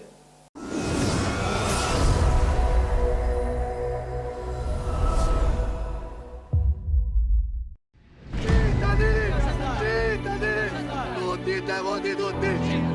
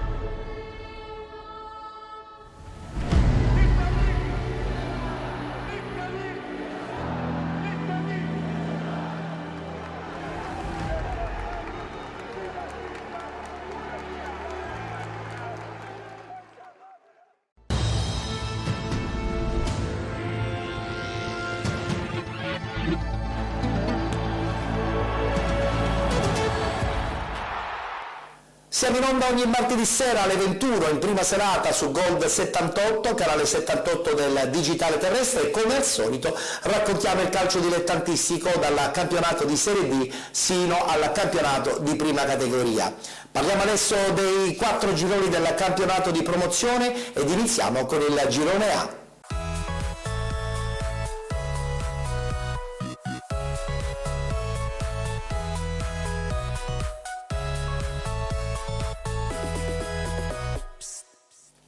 Scontro al vertice tra Casteltermini e Unitas Sciacca, vittoria per il Casteltermini che a questo punto accorcia le distanze proprio contro la squadra di Sciacca. Guardiamo i risultati, si è disputata la 4ª giornata di ritorno, Città di Casteldaccia che perde contro la Mazzarese .2 2-1, Albatros Lercara batte Empedoclina 2-0, Partinica Audace batte Bagheria 3-0, Casteltermini batte Unitas Sciacca 4-1, Città di San Vito Lo Capo batte Camarat 5-0, Folgore batte Villabate 5-1, pareggio tra Gattopardo e Nissa, vittoria del Casteldaccia all'Ascari per 2-0. Guardiamo la classifica, Unitas Sciacca ancora in testa con 44 punti, accorce il Casteltermini che adesso di punti ne ha 41, 40 per la Folgore, 39 Mazzarese .2, 34 Albatros Lercara, 32 Empedoclina, 30 Casteldaccia, 27 Lascari, 24 punti per Città di San Vito Lo Capo e Partinica Audace, 21 Nissa FC, 19 il Bagheria, 15 per Camarat e Città di Casteldaccia, 11 punti per il Villabate, chiude la classifica il Gattopardo con 8 punti. È stata una partita intensissima, 4-1 il risultato finale, adesso sono soltanto 3 i punti di differenza tra Casteltermini e Unitas Sciacca. Guardiamo le interviste post partita.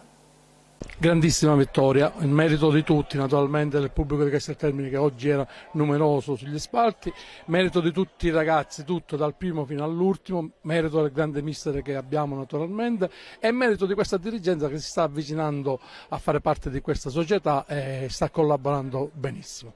Bello, veramente una cosa bellissima, speriamo che continua questo afflusso di questo pubblico, così cerchiamo di vincere subito il campionato, perché ci tendiamo noi a vincere il campionato, anche se qualcuno magari l'altra domenica ci ha fatto male perché abbiamo perso una partita e sembrava che stavamo perdendo il campionato. Non è così, la dirigenza e il presidente, soprattutto il presidente, vuole vincere questo campionato e ci proviamo. È stata una partita importante, una partita diciamo che l'abbiamo preparata nel modo giusto, è stata interpretata soprattutto dai ragazzi nel modo giusto, siamo andati in vantaggio, poi c'è stato l'episodio del calcio di rigore sbagliato da loro, dove se avessero pareggiato sarebbe stata un'altra partita, però poi abbiamo chiuso la partita, diciamo che abbiamo fatto una grandissima gara.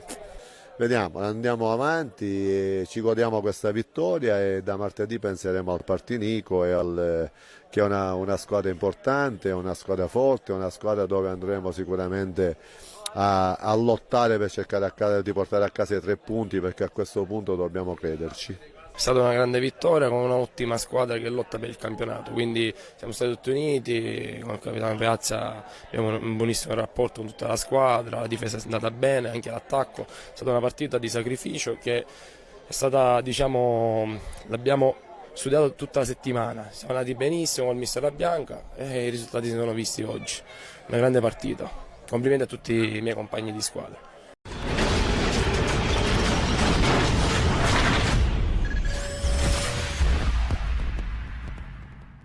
Se sono soltanto 3 i punti di distacco tra Casteltermini e Unitas Sciacca, è anche vero che a ridosso di queste 2 squadre abbiamo il cammino positivo da qualche domenica anche della Folgore, adesso al terzo posto con soli 40 punti. Parliamo adesso del girone B del campionato di promozione.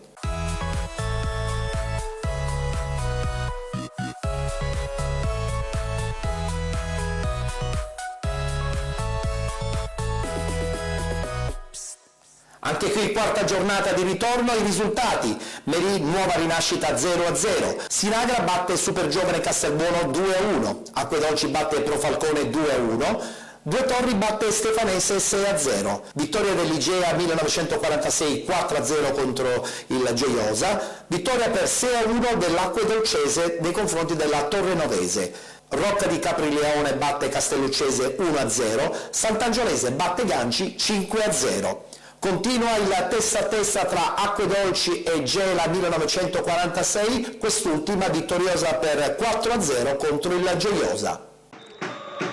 È una delle sfide più attese della giornata, una gara che mette in palio 3 punti importantissimi per gli obiettivi di entrambe le formazioni. Vincere oggi significa per una squadra la conferma del primato, mentre per l'altra continuare il momento positivo e avvicinarsi verso le prime 5 posizioni della classifica. Dallo stadio Dalcontres Barone di Barcellona Pozzo di Gotto, Igea 1946 Polisportiva Gioiosa per la 19ª giornata, la quarta di ritorno del campionato di promozione Girone B. Intanto partiti proprio in questo istante, come detto, il primo pallone giocato è proprio della formazione barcellonese. Il pallone è ancora in possesso dei locali, Mondello col mancino, prova a cercare Paludetti, attaccato alle spalle in maniera regolare, poi Gatto non riesce, allora prova a ripartire il Gioiosa, ma Uccio Bongiovanni è fermato ottimamente da Losi che apre per Crifò, arriva sul pallone Tricamo ma viene anticipato, poi ancora Crifò, finisce a terra, non ha dubbi il direttore di gara e calcio di rigore. Minuto 4 nel corso del primo tempo, subito un'ottima chance per l'Igea di sbloccare la partita. Tutto pronto, il fischio del direttore di gara, parte Marco Paludetti, rincorsa quasi camminata, il destro, la conclusione, il pallone in rete, il vantaggio dell'Igea, si sblocca subito il risultato qui al Dalcontres Barone. Ci ha pensato Marco Paludetti che con questa marcatura sale in classifica, quota 10 centri in campionato. Attacca proprio la formazione di casa con Aveni che cerca di andare in mezzo a 2 avversari, passa molto bene, poi la conclusione, il pallone in rete, il raddoppio dell'Igea.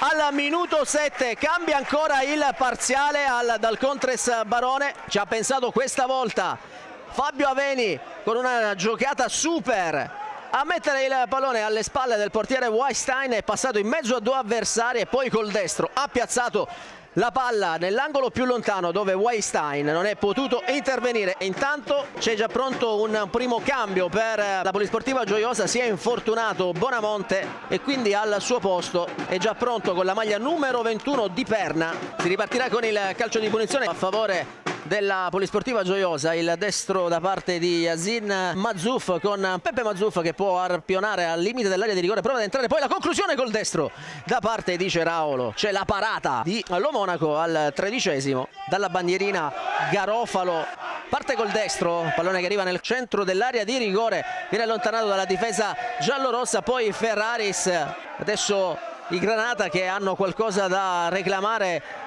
nei confronti del signor Polizzotto, chiedevano probabilmente un tocco di mani sul punto di battuta Garofalo, posizione abbastanza notevole rispetto alla porta difesa da Lo Monaco. Vediamo se va al cross, e così infatti pallone dentro, la palla che arriva a Lucangeli, la grande parata di Lo Monaco. Palodetti apre molto bene per Mondello sulla sinistra, cerca il fondo, prova il cross, palla che passa, attraversa tutto l'area di rigore, possesso ancora per l'Igea, Tricamo col destro, pallone di un soffio alto sopra la traversa. Igea davvero vicinissima al gol del 3-0. Intanto c'è l'Igea che attacca, Mondello la mette al centro per Palodetti che aggancia in posizione regolare, il servizio all'indietro per Aveni, col destro la parata del portiere Weinstein. Bucolo nel cerchio di centrocampo, vuole palla dalla parte opposta. Aveni lo ha visto adesso Bucolo e lo ha servito, allora Aveni può puntare Lucangeli, è già in area di rigore il numero 10 con l'esterno del destro, prova a metterla per Grifo e c'è il gol. Il 3-0 dell'Igea lo firma Francesco Grifo con una splendida conclusione volante sull'ottimo servizio da parte di Fabio Aveni, quindi cambia ancora il parziale qui dal Contres Barone. Igea 3, Polisportiva Gioiosa 0 al minuto 66. Primo centro con la maglia giallorossa per Francesco Grifo. Sarà nuovamente Alberto Mondello, questa volta va sul secondo palo a cercare Palodetti, di testa la parata di Weinstein, poi Di Perna, palla che rimane lì e alla fine Lucangeli, un ripallo favorisce il numero 16, può andare in area di rigore Maggio, c'è dalla parte opposta Palodetti, Maggio prova la conclusione, la palla che viene ribattuta, respinta dalla difesa e adesso arriva il fischio del direttore di gara, calcio di rigore ancora per l'Igea. Il fallo è stato commesso da Di Perna su Maggio, Marco Palodetti che aveva già trasformato il primo, e nuovamente dagli 11 metri pronto il fischio del signor Polizzotto, parte nuovamente il numero 7 barcellonese col destro, la conclusione nell'angolo. 4-0 quindi per l'Igea, cambia ancora il parziale proprio al 90°, doppietta personale per Marco Palodetti e gol numero 11 in campionato. Fischietto alla bocca per il signor Polizzotto, triplice fischio e dunque è il finale dal Contres Barone. L'Igea ha battuto la Polisportiva Gioiosa per 4-0. C'è l'abbraccio tra il tecnico Mirko Silvestri e il presidente dell'Igea Stefano Baresi, abbraccio anche col presidente della Polisportiva Gioiosa Andrea Cultrona. 10ª vittoria di fila qui al Contres Barone per i giallorossi, la 7ª consecutiva in campionato per la formazione allenata da Peppe Furnari, che sale in classifica a quota 46 punti e mantiene il primato insieme all'Acquedolci.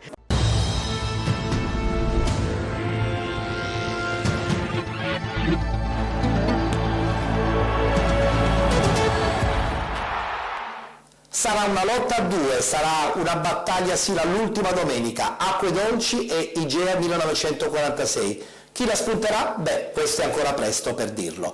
Parliamo adesso del girone C.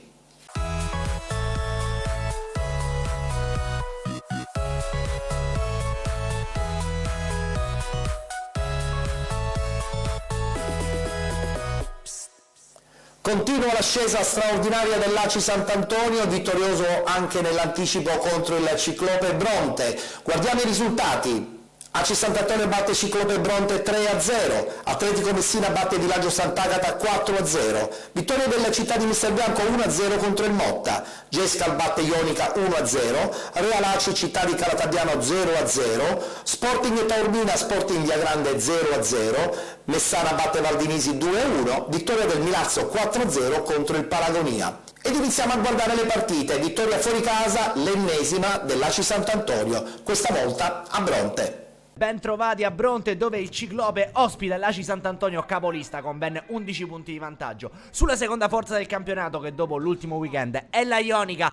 Formazione accesa e reduce dal successo per 3-1 contro la Valdinisi, stesso risultato con cui il Ciclope Bronte è spugnato il campo del Villaggio Sant'Agata. Arbitra la partita il signor Salvatore Marco Testaì di Catania, Giulio Sorace di Catania e Fren Joseph Grasso di Acireali, i suoi assistenti. Possiamo partire col fin del primo tempo, che si apre al terzo minuto. C'è Borzì che viene lanciato dal compagno, il tentativo di Borzì col sinistro viene prima parato da Palermo e poi allontanato dalla difesa avversaria. Settimo d'azione di corner pericoloso, l'ACI Sant'Antonio qui svetta ancora Borzì sul secondo palo, ma la sfera finisce alta sopra la traversa al 21esimo. Azione per l'ACI Sant'Antonio con De Carlo che va a servire Borzì, bravo, intelligente a ritrovare ancora De Carlo. La conclusione di De Carlo è un siluro il suo e vale il vantaggio dell'ACI Sant'Antonio. Ma che gran gol dei biancoazzurri, azione bellissima e poi una conclusione che si stampa sotto l'incrocio dei pali, che possiamo riapprezzare grazie al nostro rallenti. Ha sbloccato il risultato la capolista al 33esimo, prova la reazione del Ciclope Bronte, che fino a questo momento è stato chiuso nella propria metà campo.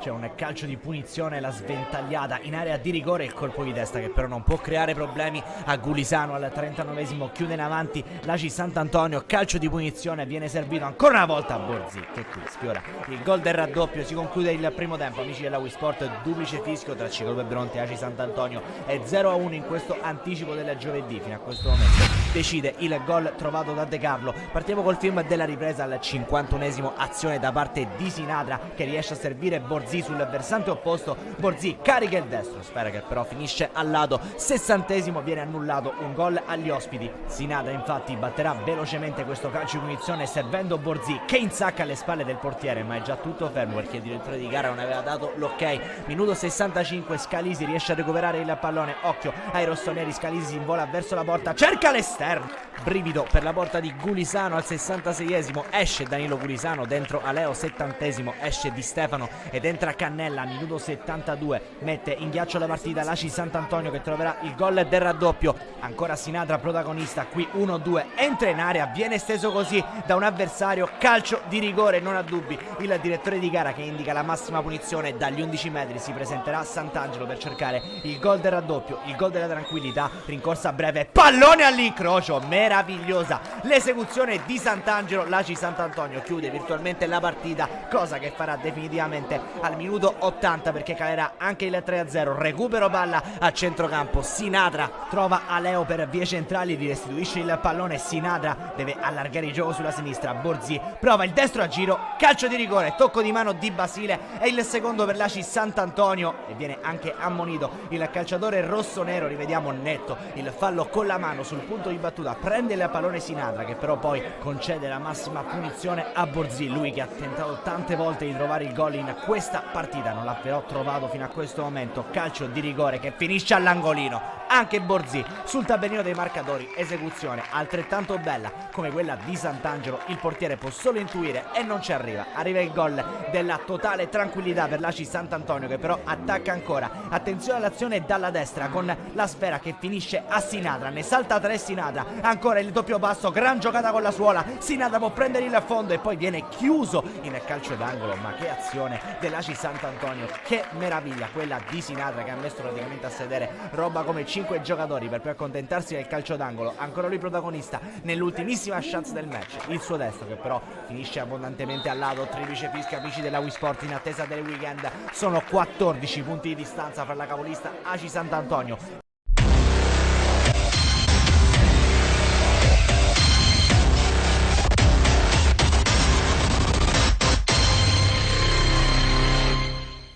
Stratosferica stagione dell'ACI Sant'Antonio, in testa con 51 punti e al secondo posto con soli 39 punti il Milazzo. Milazzo che ha vinto in casa 4-0 contro il Palagonia.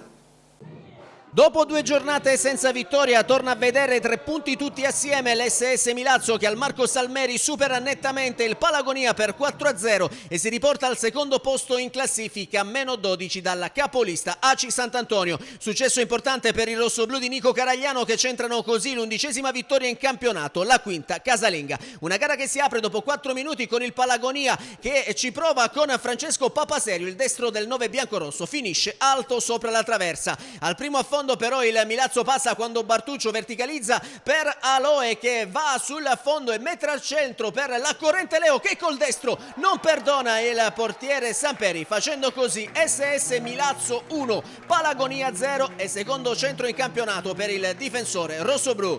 Il gol galvanizza i locali, che al 20° raddoppiano con il perfetto colpo di testa di Laguidara, che sugli sviluppi di angolo anticipa tutti e mette alle spalle del portiere il pallone del 2-0 e che gli vale come secondo centro in campionato. Il Palagonia prova comunque a scuotersi, al 28°, reclama anche un calcio di rigore per un presunto tocco di mano in aria di La Spada, il direttore di gara lascia giocare. Poi il Milazzo torna a spingere, così al 34° sugli sviluppi di una punizione battuta dal solito Felice Bartuccio il pallone giunge in aria dove c'è la conclusione di Matinella, Samperi si supera e mette in corner. Nel finale di primo tempo è nuovamente il Palagonia a mettere la testa fuori dal guscio, con la conclusione di Rosario Calcagno che finisce alta sopra la traversa. Con le nostre immagini siamo nel secondo tempo e al 50° c'è subito la conclusione di Aloe, che trova però la parata del portiere. Al 67° sono sempre i padroni di casa a cercare la via del tris con Felice Bartuccio che calcia a rete, Samperi si supera e respinge la conclusione del 7 rossoblù.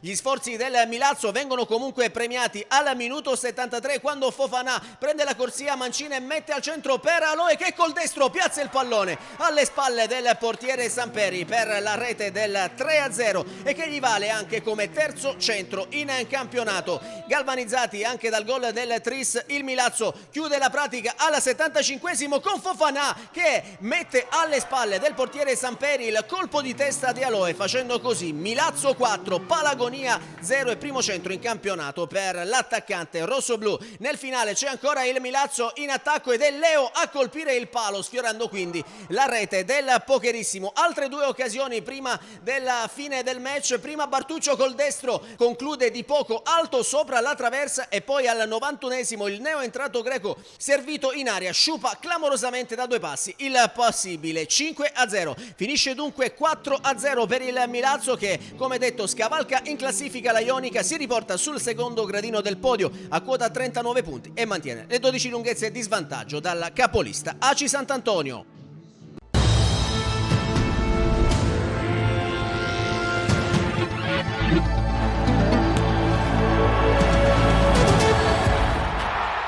Domenica positiva per il Milazzo, che con questa vittoria stacca la Ionica, che invece perde contro la Gescal.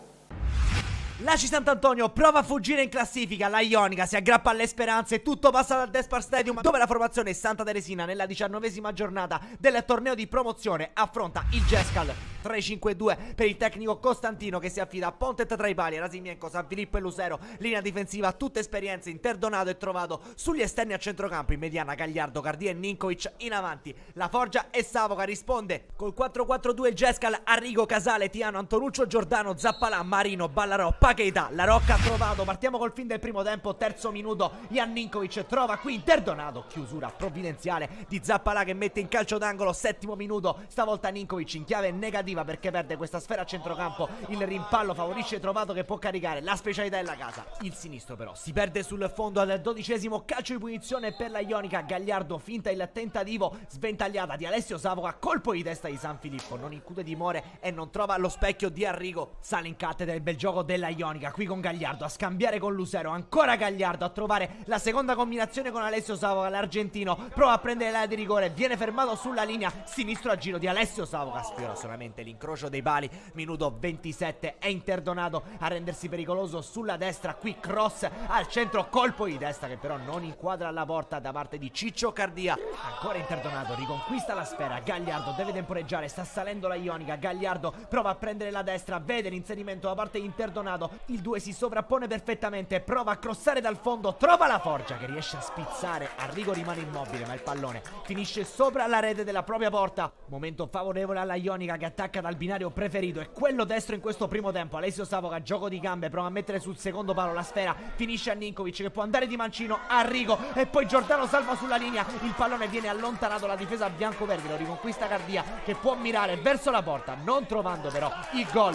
Il pressing della Ionica si fa costante, rivediamo il salvataggio col piedone di Arrigo, poi sulla linea Giordano riesce a evitare che la palla entri in porta, azione sicuramente importante in questo primo tempo, appannaggio Santa Teresino. Per fortuna del Gescal c'è Ciccio Arrigo tra i pali che poco dopo si deve esaltare, azione dalla destra di Savoca, lo scarico all'indietro, c'è Ninkovic ma c'è anche Arrigo che mette il mantello e riesce a trovare il calcio d'angolo per i suoi, parata salva il risultato. 34esimo, attacca ancora la Ionica, il cross dalla destra, pallone che finisce al centro, colpo di testa ancora col colpo di Reni, Ciccio Arrigo oggi è insuperabile. 43esimo, resiste a due cariche, salvo trovato, ancora il Pappo, ne salta un altro, il Pappo trovato col mezzo esterno mancino e il gol del Gescal. Lui l'aveva annunciato su Facebook, quest'anno il Gescal si salva e lui segna il secondo gol consecutivo, uno dei più pesanti di questo campionato, dove ricorre contro il Viagrande. Adesso arriva la rete che mette sotto la Ionica, come sempre la firma è del Pappo Trovato. Ci sarà da sudare al Despar Stadium quest'oggi perché dall'altra parte è l'altro Trovato ad attivarsi, colpo di testa sulla linea, Ballarò evita il gol del pari sul tentativo di Lucero. Ultima occasione del primo tempo, amici della Wii Sport, attacca la Ionica ma vince il Gescal, fino a questo momento decide il gol di Salvo Trovato, duplice fischio al Despar Stadium, le due squadre guadagnano gli spogliatoi fino a questo momento di misura, hanno ragione i biancoverdi. Partiamo col film del secondo tempo, 50esimo, Salvo Trovato, calcio di punizione, siamo ai 20 metri, non riesce a trovare la traiettoria giusta per il raddoppio. 52esimo, tocca ad Ortiz aumentare il peso specifico dell'attacco Santa Teresino, mentre al 57esimo esordio in maglia giallorossa per Carmelo Florio, ex San Cataldese, uno degli ultimi arrivi del mercato invernale. Non si scompone la Ionica, continua a giocare come sa, un paio di combinazioni, Gagliardo si guadagna un calcio di punizione in zona offensiva, ci sarà anche l'ammonizione per il ghepardo Matteo Casale, il tentativo di Ninkovic che affronta ancora Arrigo, il destro gira un po' troppo e sfiora il palo. 65esimo e Zappalà a rendere questo break offensivo per il Gescal, cross sul secondo palo,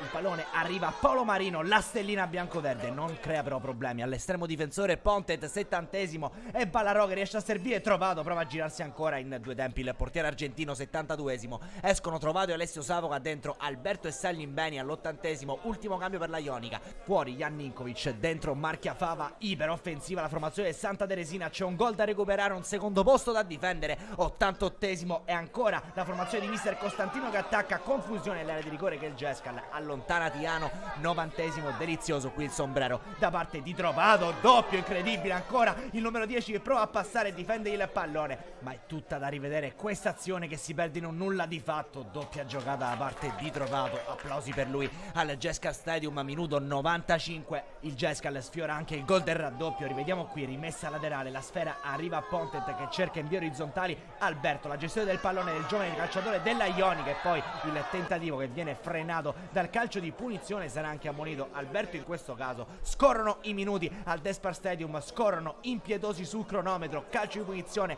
ancora Trovato, Pontet con le manone respinge il tentativo, triplice fischio, il Gescal conquista la seconda vittoria consecutiva e dopo il blitz di Viagrande si impone per 1-0 contro la vice capolista Ionica, una vittoria che porta ancora una volta la formazione di mister De Maria lontana dalla zona play-out. Adesso mister Costantino e i suoi hanno due impegni in settimana, prima la Coppa e poi la partita di Viagrande. Un cordiale saluto e alla prossima.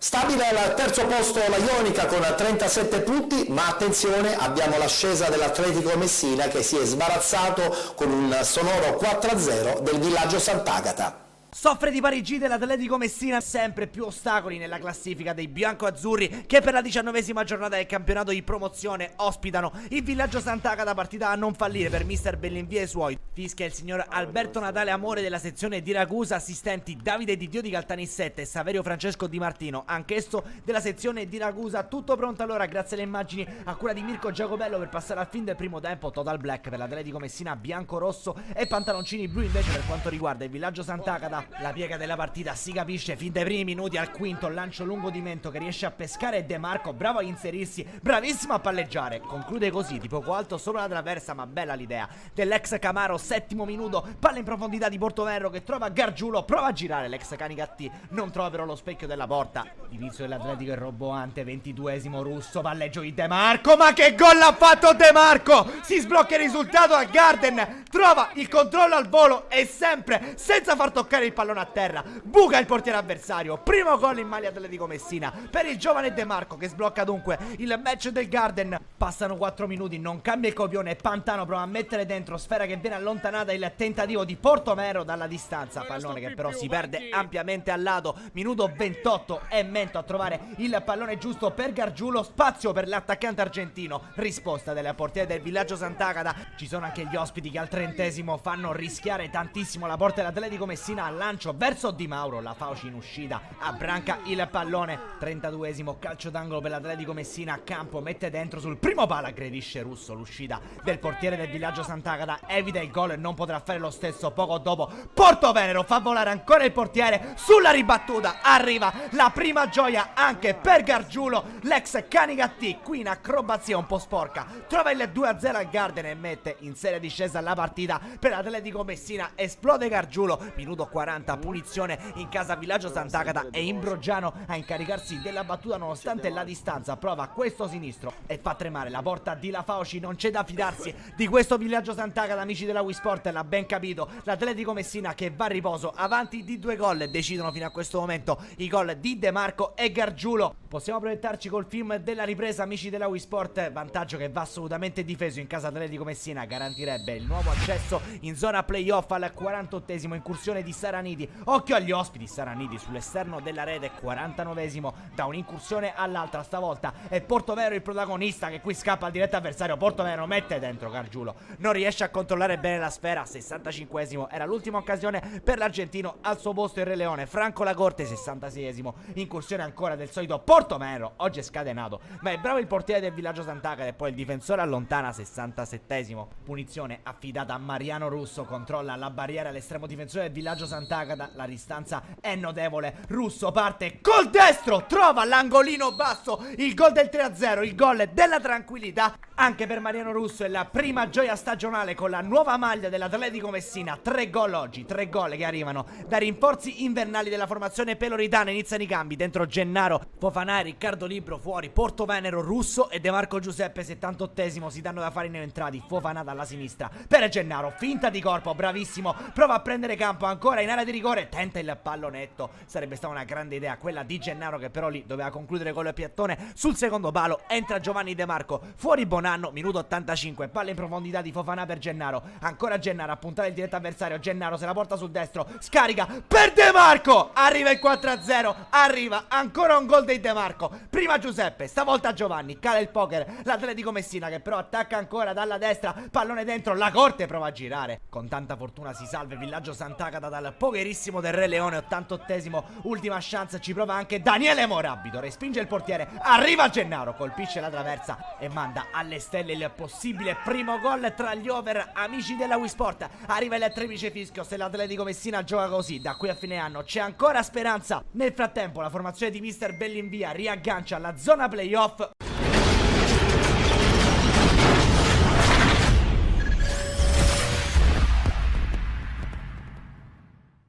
Punti pesanti per la squadra di Bellinvia. Invece inaspettata sconfitta dell'FC Motta in casa per 1-0 contro il Città di Mister Bianco.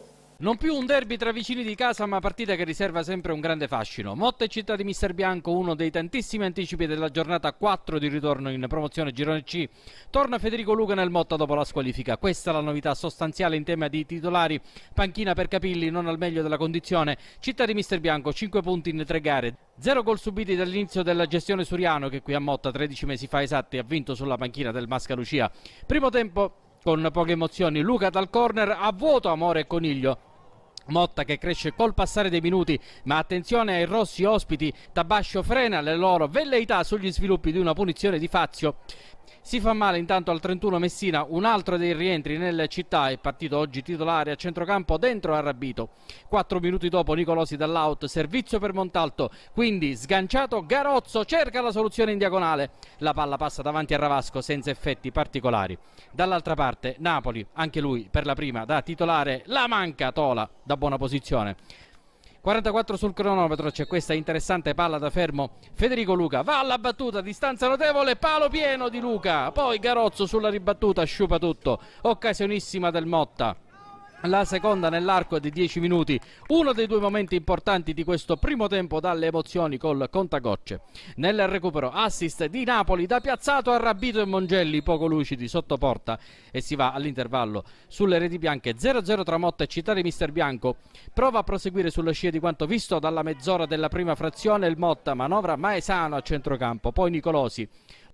Luca cerca lo spazio sino al fondo, va in dribbling. Servizio per Montalto, non va da buona posizione. Tentativo da corner, stavolta dai piedi di Basile. Salta Amore, colpisce debolmente di testa, tutto facile per Ravasco. Il Città difende con assoluto ordine. Il Motta si fa prendere da un pizzico di frenesia per vincere una partita col passare dei minuti sempre più complicata. Entra Catania, esce l'ex Tosto da parte ospite. Esce Garozzo, entra Romano sul fronte locale, quindi è la volta di Platania per Maesano. Proteste poi per un contrasto Tabascio Mongelli, spalle alla porta entrambi. L'arbitro Abba di Caltanissetta lascia proseguire. Un quarto d'ora allo scadere, prova l'irruzione Mongelli, ben innescato da fuori area. Amore provvidenziale salva i suoi deviando il pallone in calcio d'angolo. E intanto divenuto per Marino è l'ultimo cambio ordinato da Suriano, mentre Bonnici scodella questo assist sul quale il Motta esce in maniera confusionaria. Arrabito, brividi dalle parti di Tabascio. Attenzione ad Amore che opta per la profondità. Mazzeo commette l'unico errore della partita in disimpegno e finisce per servire Montalto. Va in orizzontale su Romano, il muro del Città. Salvataggio in calcio d'angolo a 5 dal termine. Nel computo delle poche occasioni da gol dell'intera partita, questa peserà nel contesto di un match che all'extra time si prolunga sino al 94 ed è questo il momento in cui il Città va a conquistare una punizione sul tre quarti. Tola va alla battuta, la scarica nel mucchio dove è divenuto in corsa, mette a segno il gol del Città di Mister Bianco. Gelato il comunale di Motta al 90+4. Beffati i padroni di casa, gioia incontenibile degli ospiti che con questo centro di divenuto espugnano il campo della quarta forza di promozione girone C e che con questo KO scottante scende al sesto. Rimane a quota 34 punti. Colpo d'ali del Città di Mister Bianco che sale a 17 e in attesa di Valdinisi Messana di domani esce per la prima volta in questa stagione dalle zone retrocessione e play-out. Sconfitto il Motta che adesso dovrà riflettere e fare quadrato. Domenica trasferta a Zia Lisa, Catania in casa del Fanalino di Coda, Villaggio Sant'Agata.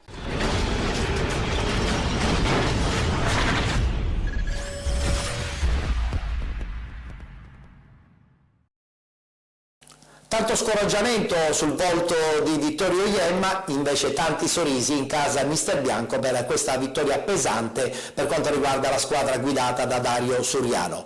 Adesso dobbiamo parlare del girone D del campionato di promozione.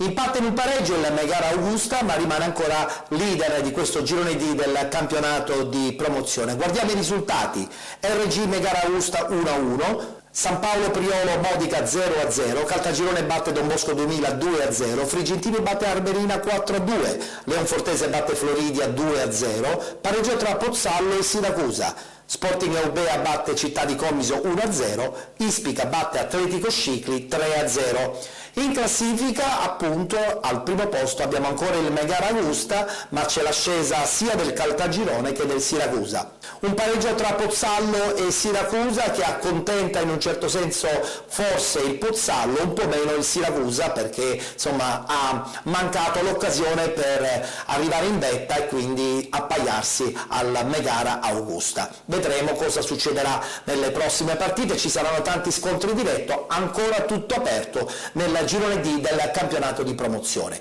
Chiudiamo perché adesso c'è la solita pausa pubblicitaria, rientreremo in studio e e vi parleremo del campionato di prima categoria.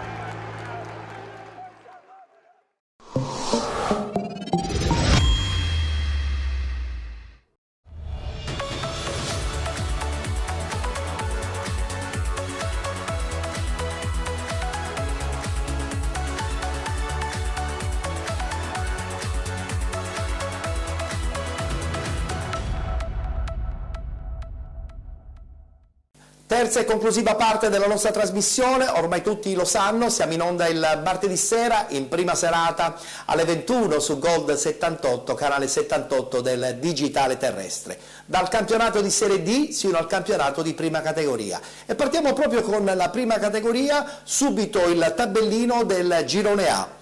Quarta giornata di ritorno, questi gli incontri. Fulgatore batte Castellammare 2-0, Altofonte batte San Giorgio Piana 2-1, Città di Cinisi batte Gibellina 2-1, Balestrate batte Erice Borgo Cia 4-3, Real Benfi batte Giardinellese 3-1, Città di Carini batte Valderice 4-0. Se il girone A è ancora un po' incerto, il girone B sembra ormai delineato per quanto riguarda la classifica finale, con la Resuttana che vola sempre di più verso il campionato di promozione, ha pareggiato in casa ma la distanza con la seconda in classifica è ancora considerevole. Questi invece i risultati del girone C, dove troviamo ancora la Sfarandina in testa con un San Fratello che comunque non molla la presa. Guardiamo i risultati. Futura batte Stefano Catania 2-0, Sfarandina batte Città di Galati 2-1, Città di Mistretta batte Furnari Portorosa 2-0, Protonnarella perde in casa con l'Aquila 2-1, Rodi Milici batte Tresse Brolo 3-2, San Fratello batte Rosmarino 6-0, vittoria della Nasitana 4-2 contro l'Umbertina. Parliamo del girone D, questi gli incontri che si sono disputati domenica, la quarta giornata di ritorno. Fiume di Nisi batte Juvelinia 2-1. Saponara batte Monforte 2-0, Nuova Azzurra batte Robur 5-2, vittoria della Promende 3-1 contro il PGS Luce, 5-0 della Duilio 81 con l'Academy San Filippo, Casalvecchio Siculo batte Real Sud Nino Di Blasi 2-0, pareggio tra Sant'Alessio e Orsa Promosport 3-3. Vittoria dunque della Promende fuori casa, ma vittoria anche della Nuova Azzurra, pertanto la classifica è ancora strettissima. Adesso parliamo del girone E del campionato di prima categoria, insieme a voi guardiamo i risultati. Belpasso Aci Bonaccorsi 1-1, Mascalucia Militello Val di Catania 0-1, Pedara batte Atletico Mascalucia 1-0, Giardini Naxos batte Castel di Judica 3-0, Riposto Calcio batte Leo Soccer 5-1, RSC Riposto Belpasso FC 0-0, Zafferana Città di Catania 0-0. Belpasso FC e Belpasso Calcio, quindi leader di questo girone E del campionato di prima categoria, hanno pareggiato entrambe e la Cibonaccorsi che fa da terzo incomodo. Parliamo adesso del girone F.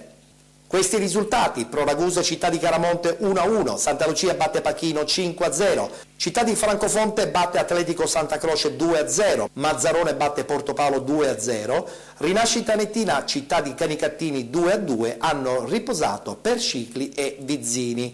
In classifica nulla da dire, conferma per il Mazzarone, in testa con 43 punti. È il momento adesso di vedere l'ultimo girone del campionato di prima categoria, parliamo del girone G, questi gli incontri, anche in questa occasione, quarta giornata di ritorno. Atletico Favara batte Sant'Anna Enna 3-2, Barrese Branciforti 1-1, Raffadali 2018 vittoriosa a Caltanissetta 4-3, vittoria anche dell'Atletico Gorgonia 5-3 contro il Gemini. Master Pro batte Libertas 2010 5-0, Villarosa batte Nicosia 1-0, Ravanusa vincente contro la Gira per 3-1. E con questo ultimo girone del campionato di prima categoria abbiamo concluso il nostro programma. Penalty ritornerà martedì prossimo alle 21 in prima serata su Gold 78, canale 78 del digitale terrestre. Questa puntata è già online naturalmente nella pagina Facebook di Penalty. Mi congedo da voi, vi auguro il buon proseguo e appuntamento alla prossima settimana. Talento, fortuna, esperienza, impegno, costanza, coerenza.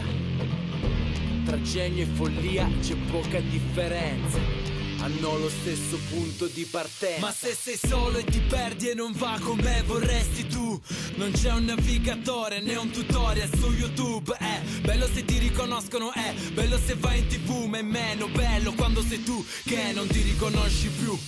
Tutto è più facile visto dagli occhi degli altri, perché quando non sei tu che piangi gli occhi sono meno rossi e meno grandi.